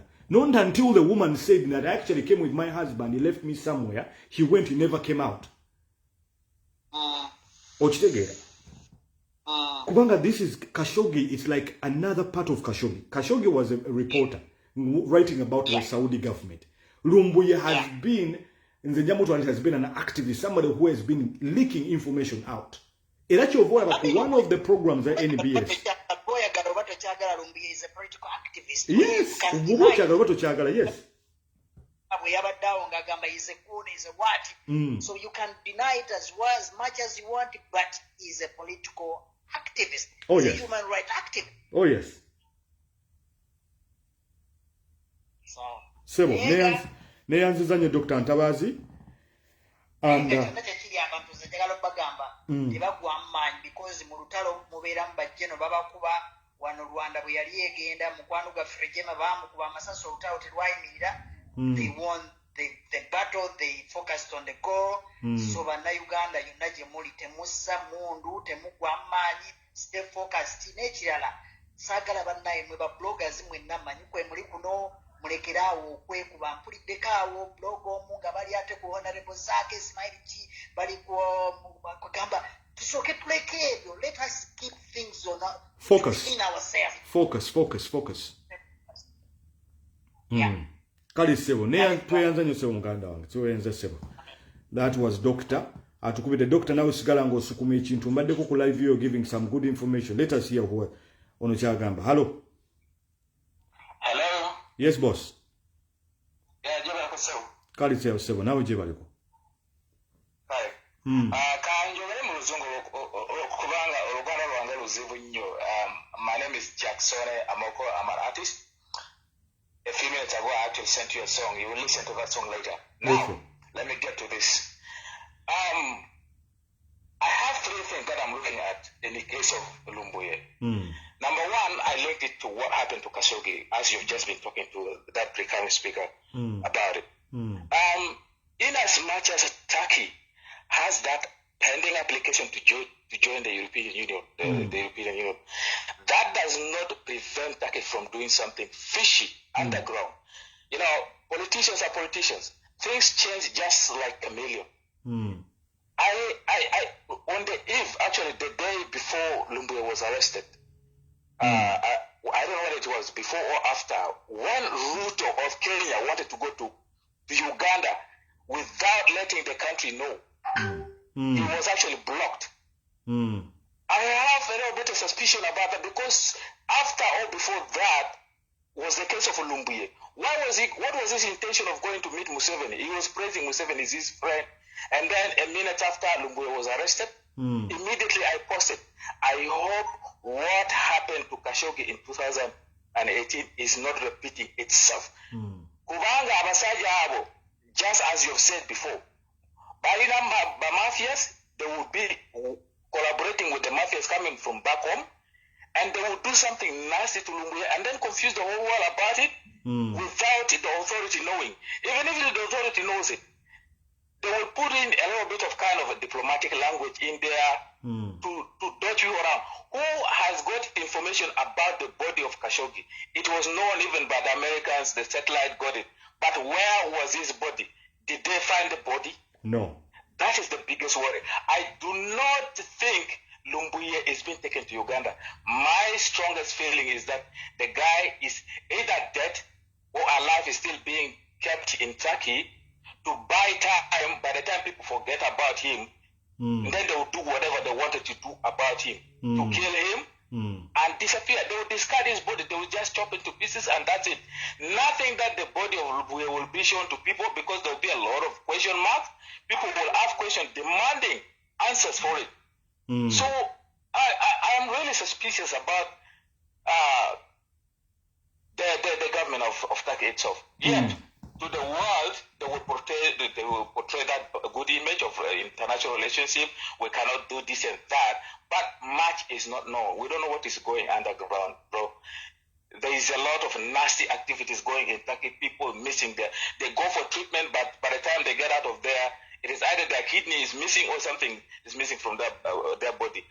And that does not come to international attention. When it comes to trading of human organs, Turkey and Egypt, I'm telling you, I know the world is listening to this. Number one, but this is the truth. Yeah. So,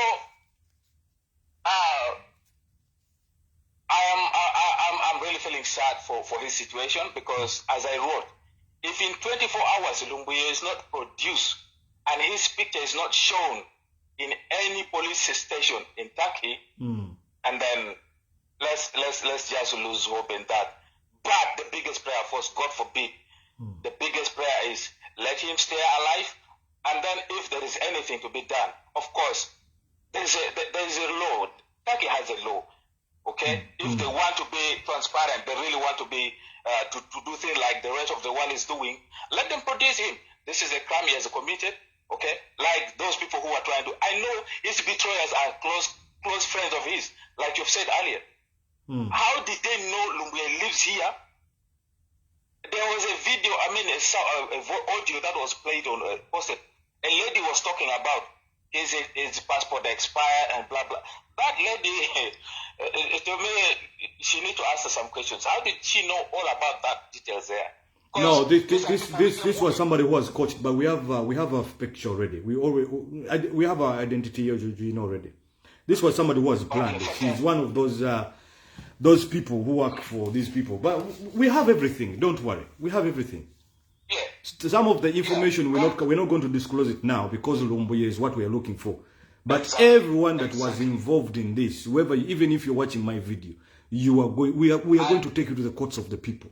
We have everything. I actually noted when Sereko was trying to make a video. I was watching and I commented there. I was like, hey, Honorable, I gave him his due respect. Honorable, in as much as you're trying to flap around what Lumbuye is, in the first place, the voice of that person who is saying people, including yourself, should die, is not the voice of Lumbuye. You're already crucifying Lumbuye for that.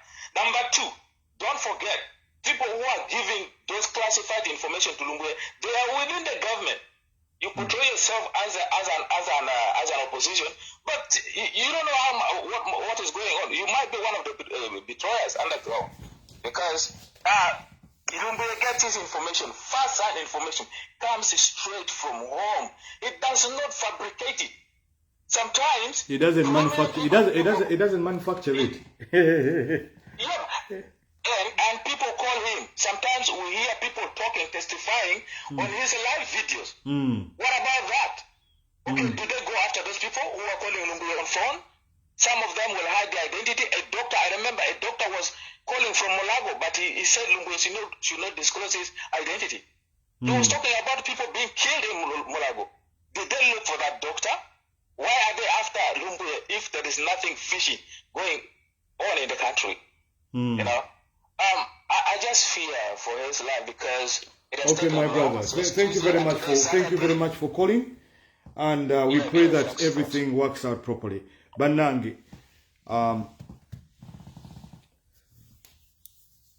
this reminds me, like I keep on going back to this, it reminds me of when Bobby Wine was in prison. A lot of us never used to sleep, invested lots of hours, like you can't sleep, and whenever you think about a lot of things. It's very sad, but let's hear from what people have to say. Hello? Hello? Hello? Hello? Kale mukwana, nawe uje baleko? Kale, kati just my concern is abakuba naba commenting just with due respect. Balekera okugamba nti oba oli afudde kale we know anything can happen, but as of yet kuba abantu emitima gy'abantu, you know, abantu bagenda kufuna pressure zabwerere, so as of yet nga tonna confirming anything. Ekintu ng'okufa kintu kikulu nnyo, so nze ekyo kye mbadde nsaba nti abantu baleme kugamba nti oba maybe afudde oba biki, kubanga omuntu omu ayinza okufuna pressure yabwerere.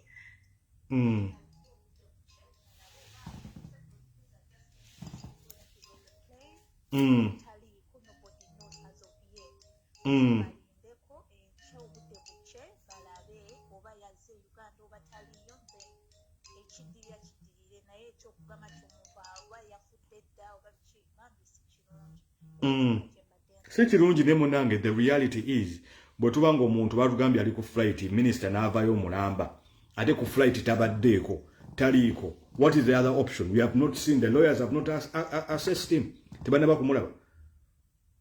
Yes, they have no access to him. There's no, I mean, what's there to think? No. You can't help not to think. I mean, if you have a lawyer who has not seen you and is representing you, and they're saying you're on a flight going back home, but you're not on a flight, I mean, what option is there? No, things are possible. Yeah. Nobody even knows. In another country, my worry is just maybe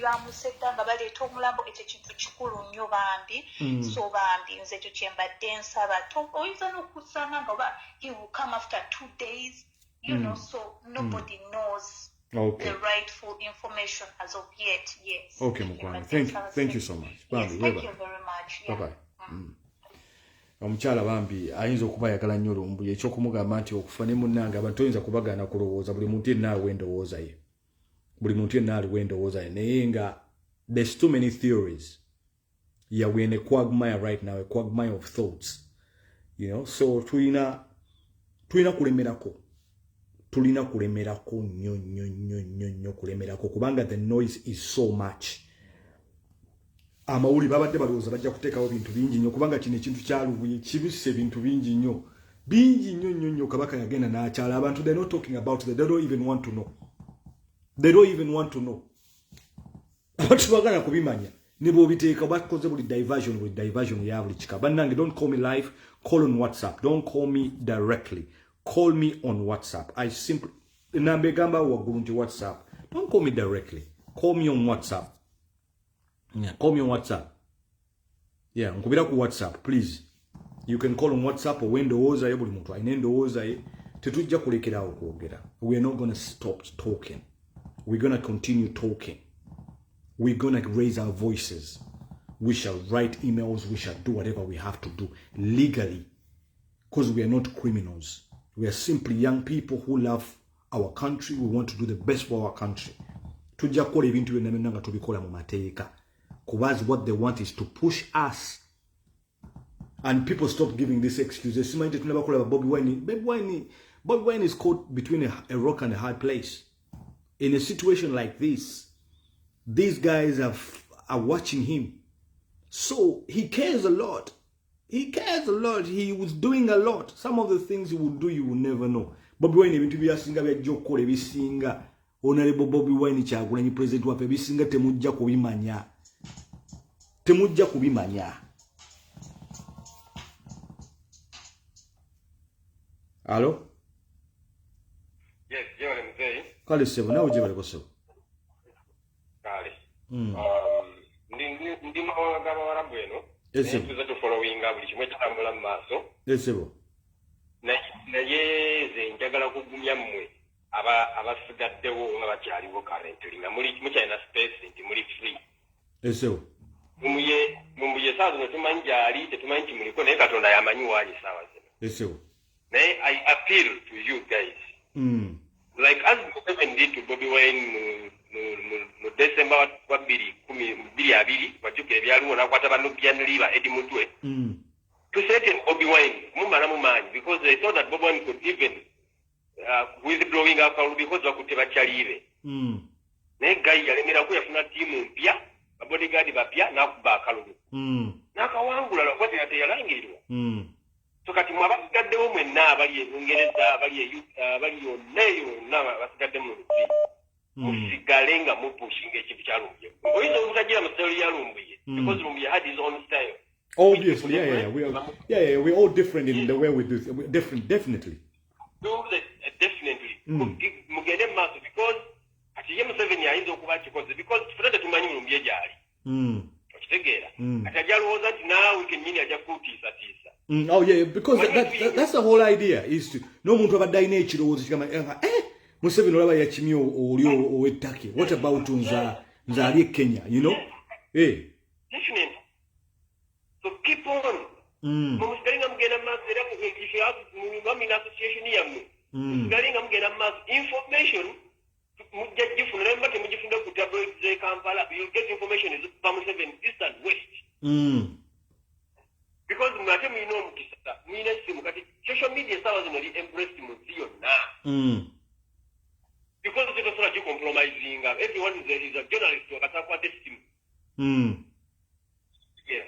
So kati Lumbuye tumusabire ekintu kyokka Museveni ky'abakola oba ky'abatakola. Wagamba nti Lumbuye akulese Uganda mu ngeri yonna oba mulamu oba mufu mulamu zenyakatulame nga mulamu wagerezaako muteeka mu court of law. Believe me, Lumbuye agenda mukubirayo. I'm telling you. Ajja mukubirayo because egyo misango tekitalina musango. Yabagamba mulese video eraga nti nabika Kabaka nabika Museveni. You don't have the evidence. There is no evidence. There is no evidence. If someone tells you, like an example, musajja najja nagamba wangamba najja ewona enziba. Produce evidence in court. Court tebagitwalira ku marriage. Court validate evidence. They're going to tell you, bring the evidence, video eraga nti yabika President Museveni. So for now tubadde babeeraliikirivu naye ffe ndi mugumunze ng'omuntu. President Museveni asirias because abantu bangi naye bambi bakyali bange mwenna abali ebweru. Mbasaba musigale nga mupushinga Lumbuye bamukutte naye tebakutte emitima gyammwe. Tebatuzibye emimwa. Yes. N'emitima tebagitutte. Because Lumbuye yasooka bambi n'akolera mu nsi y'abamafia, ettaka ensi y'abamafia. Kyobalaba ne Europe yagala okigattako ku European Union. Yes. Human rights ettaka nnyo. So kati ababloga abali ettaka nino kitegeera. Basobola okubatunga anywhere because Lumbuye naye sanga ndowooza yakiraba oluvannyuma n'agamba kati ensi gye nebe kati eri safe kankole ki nogivaamu. When it's too late nga abasajja bamwetoloola dda. Oh yes. Kitegeera. Because you can't tell me ensi ettaka ensi enneetongole osobola okukola ekintu ekyobutumbaavu ng'ekyo. You help someone tomukubya na kifaananyi oba omuteeke toyogera na press conference. No keeping omuntu like that oli mukudiringa ne dictator Museveni. Really?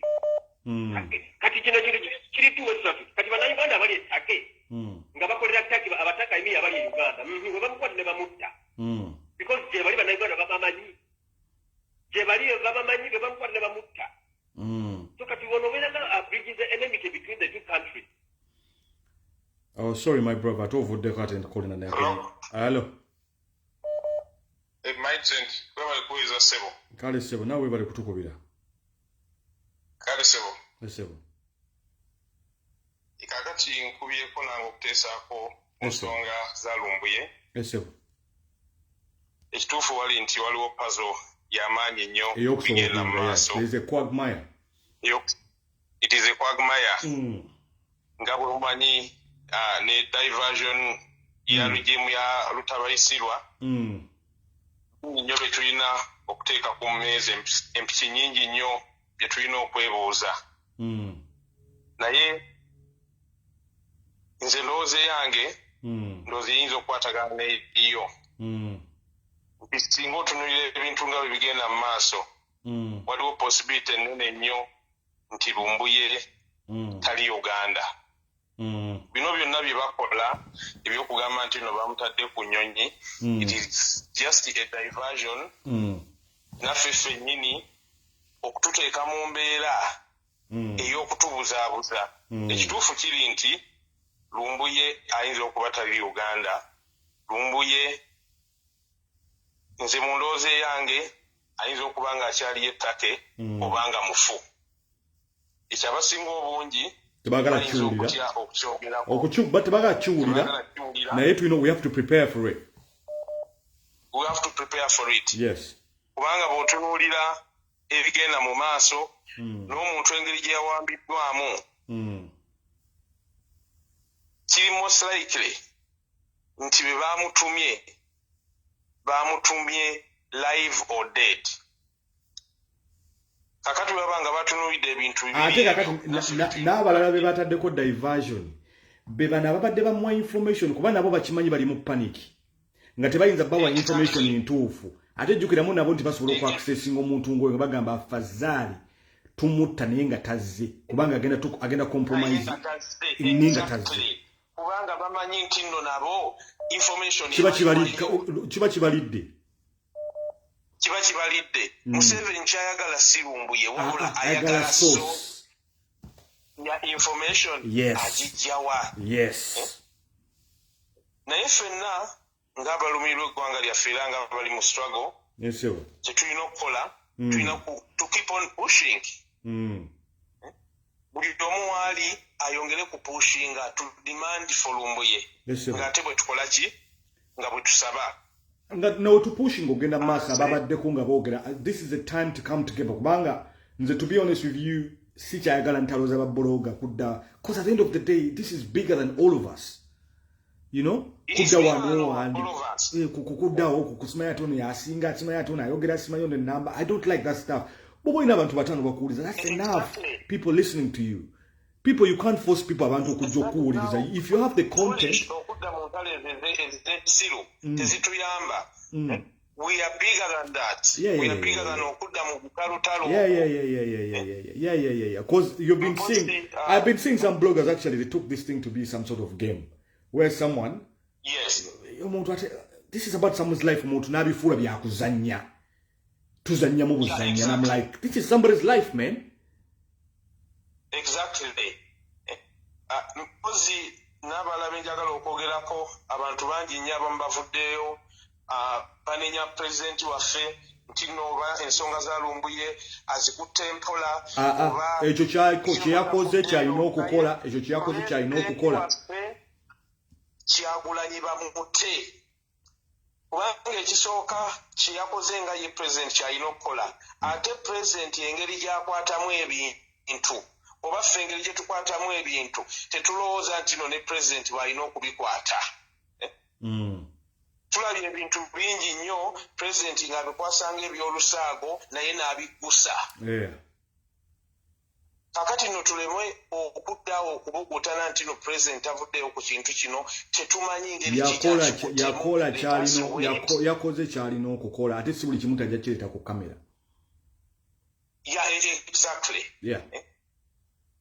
Exactly. Let us wait ekijja mu maaso as we keep on demanding for our comrade. Thank you very much, Muganda. Thank you, Muganda. Thank you so much. Thank you, Bambi. Katonda akuume. Hello? 97 wandozo baya ebera ya Abu Dhabi oba Dubai 97 teitamu bambi simanyi ko ogenda kuba ne 97 teitamu mukwane namba yo teitamu alo mwanji sebo wabalo kuweza sebo kale sebo nawe bale kutukubira sebo akati sebo onsonga za Lumbuye nyongere kufatirizaako bantu tasonyesha abantu sebo kakati sebo mukulu Lumbuye Katonda tusaasire nga abenga tanafuluma kugenda Uganda sebo naye mbadde nyingo na Uganda mukulu Fred Lumbuye wabadde aba security alert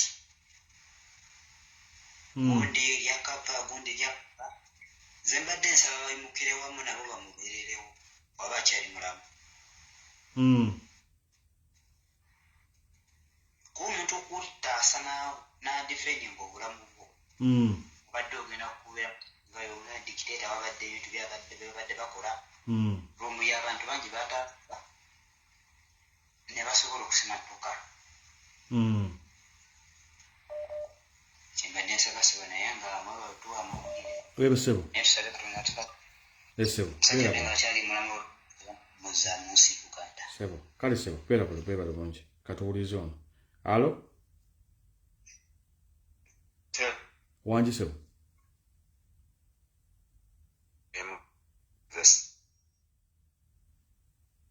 alo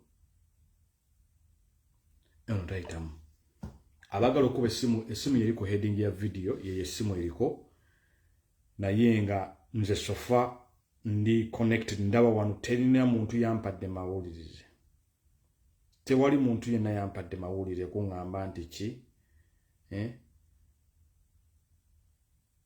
teri muntu yenna yampadde mawulire kuŋŋamba anything nti oba confirmed bonna bempereza message baŋŋambye no proof of life everybody I'm sending a message bonna abantu bange bonna no proof of life alo kali mukwano nawe gye bali kunyako somebody nsaba kusharingako ndowooza yange webali live video enyabo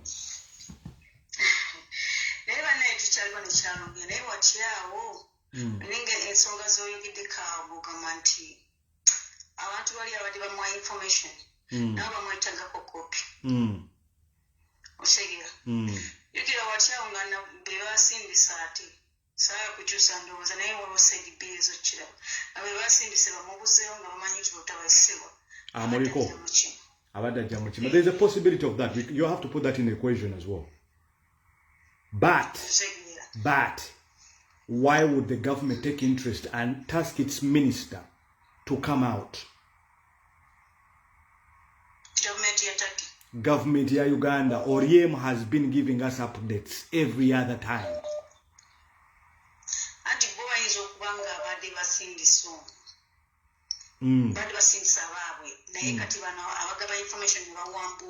So you can't find him anywhere. Obagamba benyine badde bagaba information atenga be basindise okumukima. Government nga be yasindise katemanyi nti yasindise benyine ababadde bagimuwa. Yeah, so there's a quagmire there. What we chintu ekitali something is not adding up. Zendowoza banaba adibamu information bamubuzizaawo nga government emukima. Ne bamwesoka. Yep, that's why you can't find him. Oba ekiriwo ekyokubiri kyesaga kwogera kino kijja tekutawanya abantu. Nti webanga cover up enyonyi ne baga nti bamutadde ku nyonyi bamuleeta Uganda biki nga bakozesa cover up bayinza okuba nga bamumaliriza. Possibly, but the government is going to look very stupid because it is such huge news, mawulire manene, whereby tomorrow morning the papers are waiting to see a picture of him on the front page. Yeah, chiringe Uganda banatugamba nti government yakutte. Mindset, what are the video? Anybody can create a story and put a picture. With Ugandans, if they see him on the newspapers, they can get Entebbe and put Entebbe on the side, and you know, with somebody there.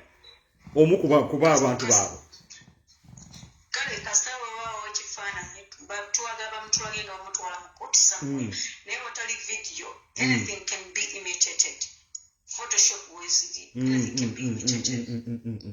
You know. Naye kati ate ne wabaawo ekirala kye ŋŋamba nti bano abantu nkuze kusayiri abantu babadde abeera nabo banze ekintu kino oda kimbatharinga I'm concerned nawe nti omukazi n'omwami babadde abeera nabo babadde babeera naye mu nnyumba abo abantu to me they're the first suspects completely kubanga obeera n'omuntu abadde nga azayogera nti bamunoonya. One thing maybe kubantu abonyizo kuba toli connection yonga maybe eri kati for people who are connected kubanga tubadde connected very well on the ground.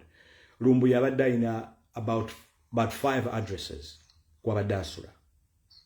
But one thing I fault him for, and I've always told him, kusimu nemugamba lwaki tokyusa n'ogenda mu kifo kozo li asset n'ogenda mu kifo gy'osobola okubeera nga tosobola kufuna access y'abantu n'ekiralekera okumiitinga abantu okuwanika omukono kwekubya ebifaananyi. You don't know what people's intentions are. Abantu abo gye yasembeyo address gye yasembeyo we bamukwatidde ewabadde omukazi n'omusajja, those two people are suspects. To me ngenda kunyonyola bwenti kuba kusinza ku story gye nawulidde nti abasajja bana babiri abadde bazze okumukidnappinga obwedda beetala awo back and forth up and down ne bajja ne bakonkona naye nga babalaba nti ngiraga mu mukazi nti bano bamafia sikyo omukazi n'agamba nti bwe banaafuna akaganya ne bafuluma ne bagenda downstairs nze ojja kunzikiriza nfulumemu. So at this point lwaki okkiriza okugulawo oluggi ng'omanyi there is somebody suspicious downstairs? Lwaki tosooka n'okuba for help? Why won't you call for help? Why won't you call for help? Naye ofulumye ogenze ne bw'ofulumye you didn't even bother to call for help. Omanyi onamuntu akugambye nti waliwo ki bamafia abadde ajja kyogera ku live ze nti bamunoonya. So now you got out of the house. Why don't you be the community member or the leader ba community ya Uganda and report something with the police? Make a report of it. Call for help. Why didn't you call for help? Echokwe noli omusajja omulago na roommate yabadde kumulimu. Wali wadde omukwero wana omusindikira message omugabo manya waka waliwo obuzibu. Waliwo ensasage tosooka kugenda waka. Olw'ensonga nti Lumbuye kireka bazinzeewo. Naye ate noli yavudde ku mulimu. Naye yazebuze situate nagulawo ba strangers ne bamufollowinga yayogedde ne ba strangers ne bamufollowinga mpaka ku mulimu. Ate nga ababadde mu nnyumba babadde awo. Lwaki badde tebakubira oli ava ku mulimu tewaayo ojja ne waliwo ekitali kituufu. Exactly. N'omwami ono yazze ng'ava ku mulimu. Bano abasajja abakidnappers bayogedde naye mabuuza gwera Lumbuye omumanyi nti ye nti tumunoonya wali akati simanyi oli n'ateekamu ekisumuluzo n'alaba nga olugi terweggula. Oba ye yamaze okugyamu ekisumuluzo ky'omuntu oba something I don't know. I missed that part. Naye n'olabira ddala abastranger bakuli ku mugongo tobamanyi babuuza omuntu gw'obeera naye n'osalawo obakkirizise bayingire mu nnyumba. Are you stupid? Those two people are connected to the mission. Kwanza siraba lwaki okkiriza kumanyi sekyosobola okukkiriza bastranya ne bakugobera ku mulyango gonna oyingira nga bali awo oba ne bajja basamba omulyango n'obatambuza ku nnyumba ye basamba omulyango. Can you do that? Kizibu. Those two people are connected. Kati abantu betubatunoonya batukulirania tuteeka. Nze ku paranoia gye nnina ne bwe ntuuka ewaka ne bwe ntuuka mu address nga ndaba nina emmoloka ze sitegeerawo afazaali mpitawo.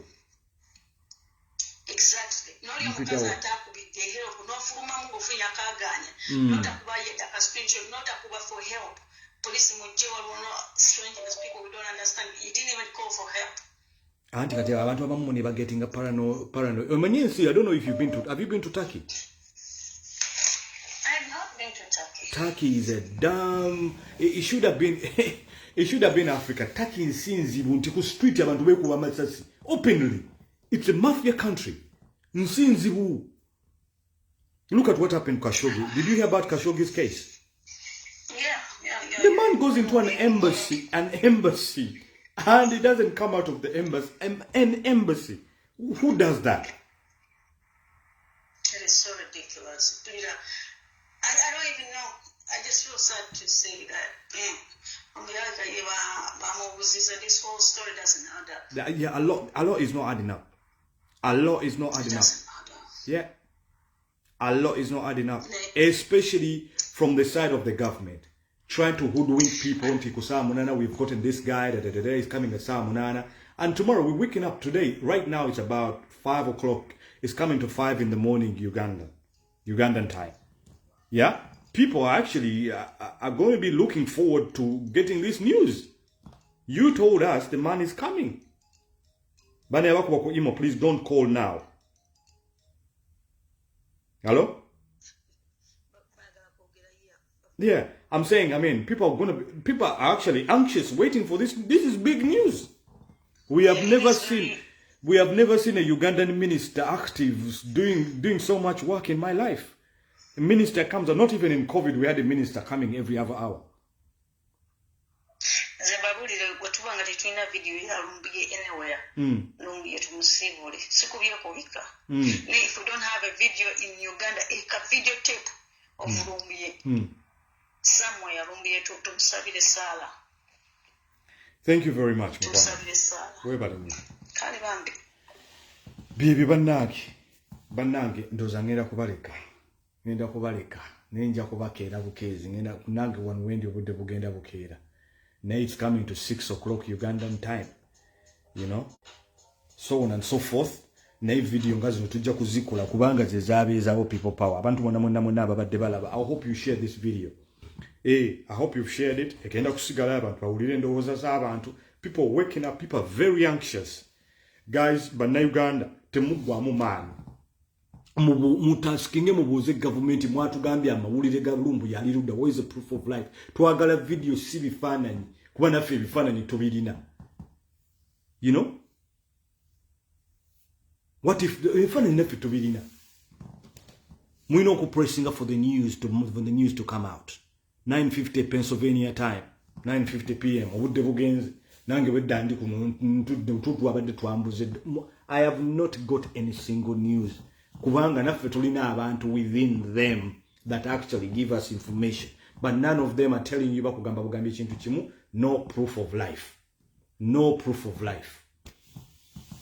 Nayenga, I task all my fellow bloggers, but blogger mune special abali mu diaspora, mwakola omulimu gw'amaanyi nnyo era mukola omulimu gw'amaanyi nnyo. This is a time for all of us to focus and forget about our own conflicts. If you want the numbers will come to you. On a media muogo, if the people love you, if people love you, they will always come to you. You don't have to fight for these numbers. These numbers mean something if they're in your bank account. They are just numbers. People, you have the right content. Like Lumbuye came decently, always address people with decency. He connected with the people. That's why people are anxious about him. People love him and they're looking for him because he connected. But this is not the time. First, we know who have information. We filled up that vacuum. Any BS is not going to give us any news. Any TV, same story. We don't want to go back. We live in an era of technology. Because that's how we started.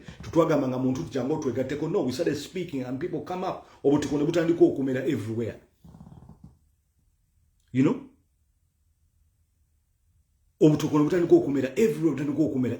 Everywhere. Because it's through the internet. This is not the time to go there.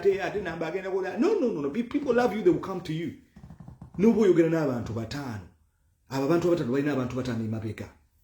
Ate fe tusobola kubeera compromise kubanga tulina emirimu gyaffe. We live in countries abaana baffe basobola okusoma. Tuli bulungi naye tetuli bulungi psychologically kubanga tulina gye twava. Bana mukyala nga tukumukyala badde ateesa kuno. Ali bulungi, yekolera bulungi siza kwogera mannya ge. Ali bulungi. N'abalala bali bulungi ababadde bateesa bali. Naye okuba ensonga z'ensi yaffe. Zino ensi ziringa bona ofuna credit card n'ogenda osula mu hotel mu 5 star. nomala okufuna mu 5 star naye ng'osula wansi olina akaliriko obadde osula wansi nogamba nensuze mu 5 star neba nenkedde mmisinga akaliri kange. Zino ensi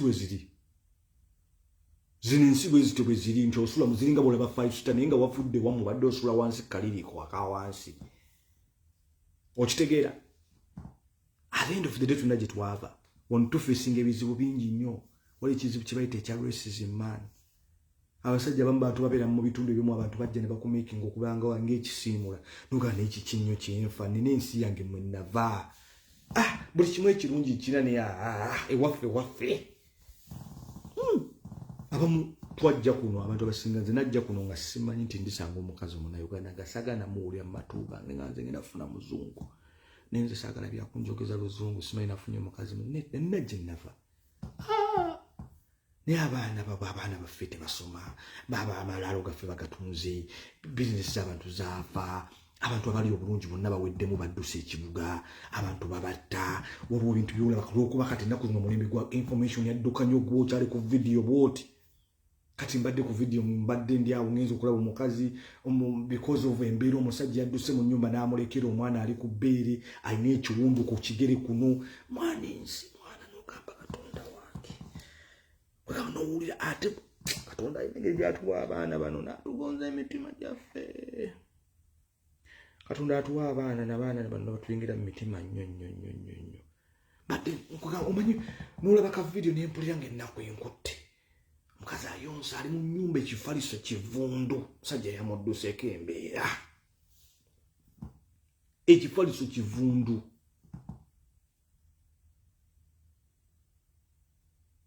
Ekifaliso kivundu kyonna omusajja kyaliko omukazi kyaliko alina omwana ayonka alina ekiwundu kinene ku kigere kiti oba okyali ku oyo ne baleeta omulala muzeeyi akaaba bannange ennyumba yange bagimenye oba okyali ku oyo nti ate ono ali ku poliisi manyi omwana we bamukoze bannange nogaba ne tuli ku kiki.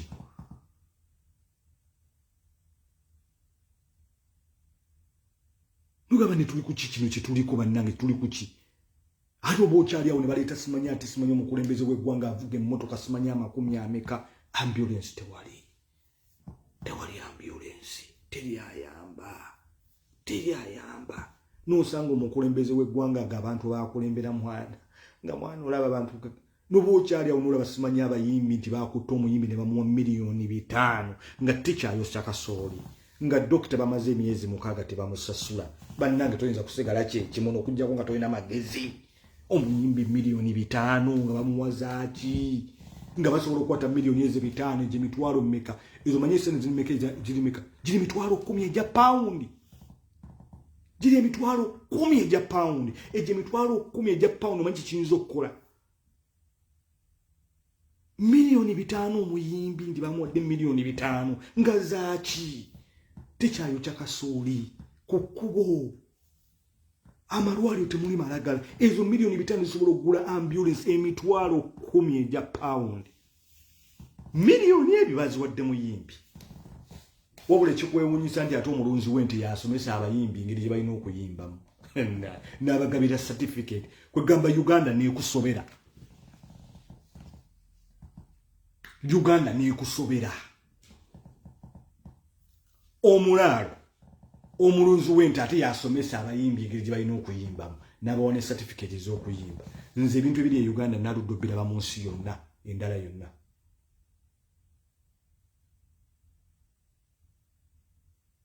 What is in Uganda I have not seen it in any other country. Somebody who is a cattle keeper calls artists, music artists, teaches them how to sing and gives them a cattle keeper. It is the biggest joke of the century.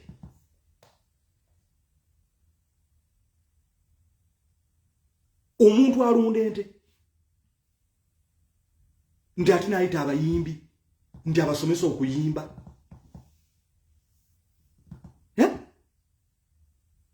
Ndali namala nabawa certificate. Really? It's like me speaking on the internet. One, kubanga you know talent sebo okwogera si kyangu. I have been here, I've been speaking for how many hours? Sebo yabawadde ne certificate. Allah musta'an.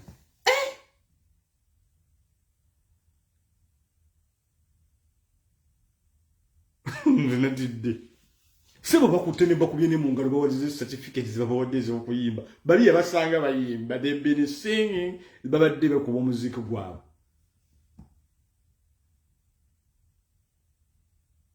Babadde bakuba omuziki gwabwe. Wabula omuntu n'ayita abayimbi omulaala atunda ente. N'abasomesa bateekawo blackboard kati oyimba bote. Do, re, mi, fa, sol, la, ti, do. Omukkiriza nti ye. N'amala emmome n'azuwa certificate. Ne baba ne baboolako n'ebisawo bya ssente. I don't seriously understand. I seriously don't understand. Maybe I'm missing something. Not the amount of award certificate have a yibi, but the comedian has been singing for same time memorial. Ye muntu gwenalabanga could deviate. I used to admire the guy. And I'm seeing my artist being given a certificate and being taught how to sing. It beats my understanding. It beats my understanding. If Ugandans don't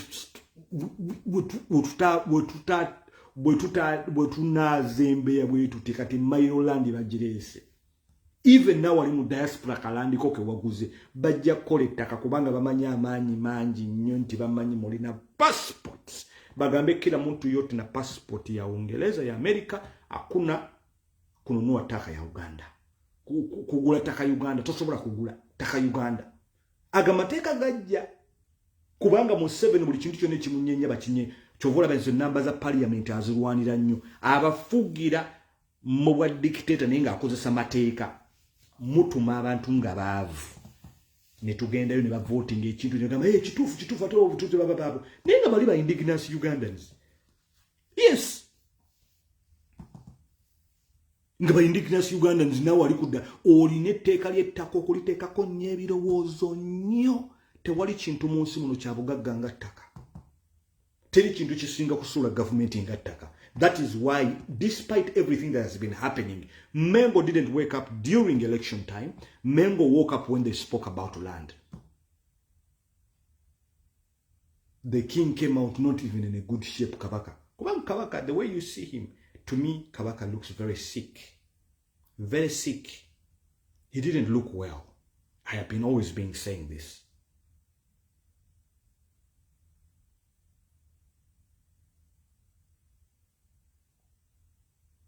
I've always been saying this.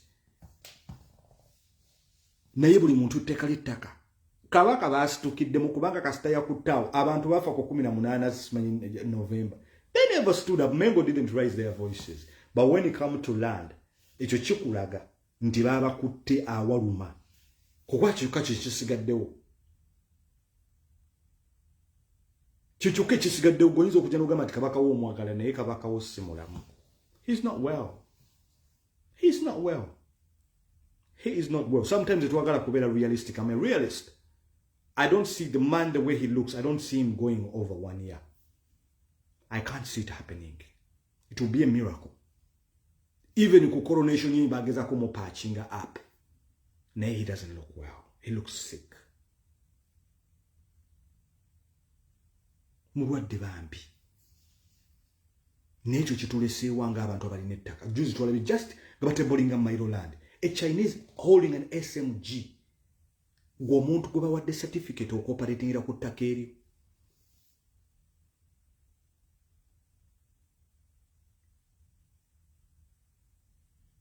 Omuntu gwe bawadde certificate okoperatingira ku ttaka eryo. Gwe njagala okwate mundu ng'obeera mu America oli mutuuze wa America. O James manyo li investor kuva Uganda bakuwadde ettaka ogende ku ttaka ly'omuntu ng'okutte mundu. Genda wane Bungereza bagenda Sweden olabe. Kibajja okukolera ku ttaka bajja kukubira amasasi saawa eyo. Ne Chinese yakutte mundu abo nno betulaba ku kamera. Waliwo be batwalako ettaka lyabwe batabajja kuleeta ku kamera. Lusanja, what happened to people in Lusanja? People forgot about Lusanja. Abo bantu balagawa omuntu yajja n'asendawo amaka g'abantu livelihood zaabwe ne badda mu buntu obutategeerekeka. We're talking about this is 2018. 4 years have passed since Lusanja. What happened to those people? kikyatuuka ku bantu abo amalalo ge wamwe gali safe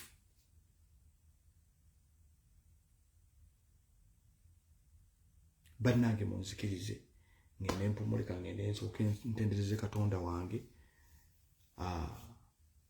byonna byetulabize mu vidiyo abanalaba vidiyo eno ebigambo bino tubyogera nga tubijja ku mitima gyaffe kubanga tufaayo eri ensi yaffe buli munnayuganda yenna yeetaagisibwa chance Lumbuye's crime was speaking and okutuggulawo amaaso tuleme kupondowa zizino essaawa ziri mu mmeka. I have not been on live for this long in my life. So bannange musule bulungi Katonda abeere nammwe.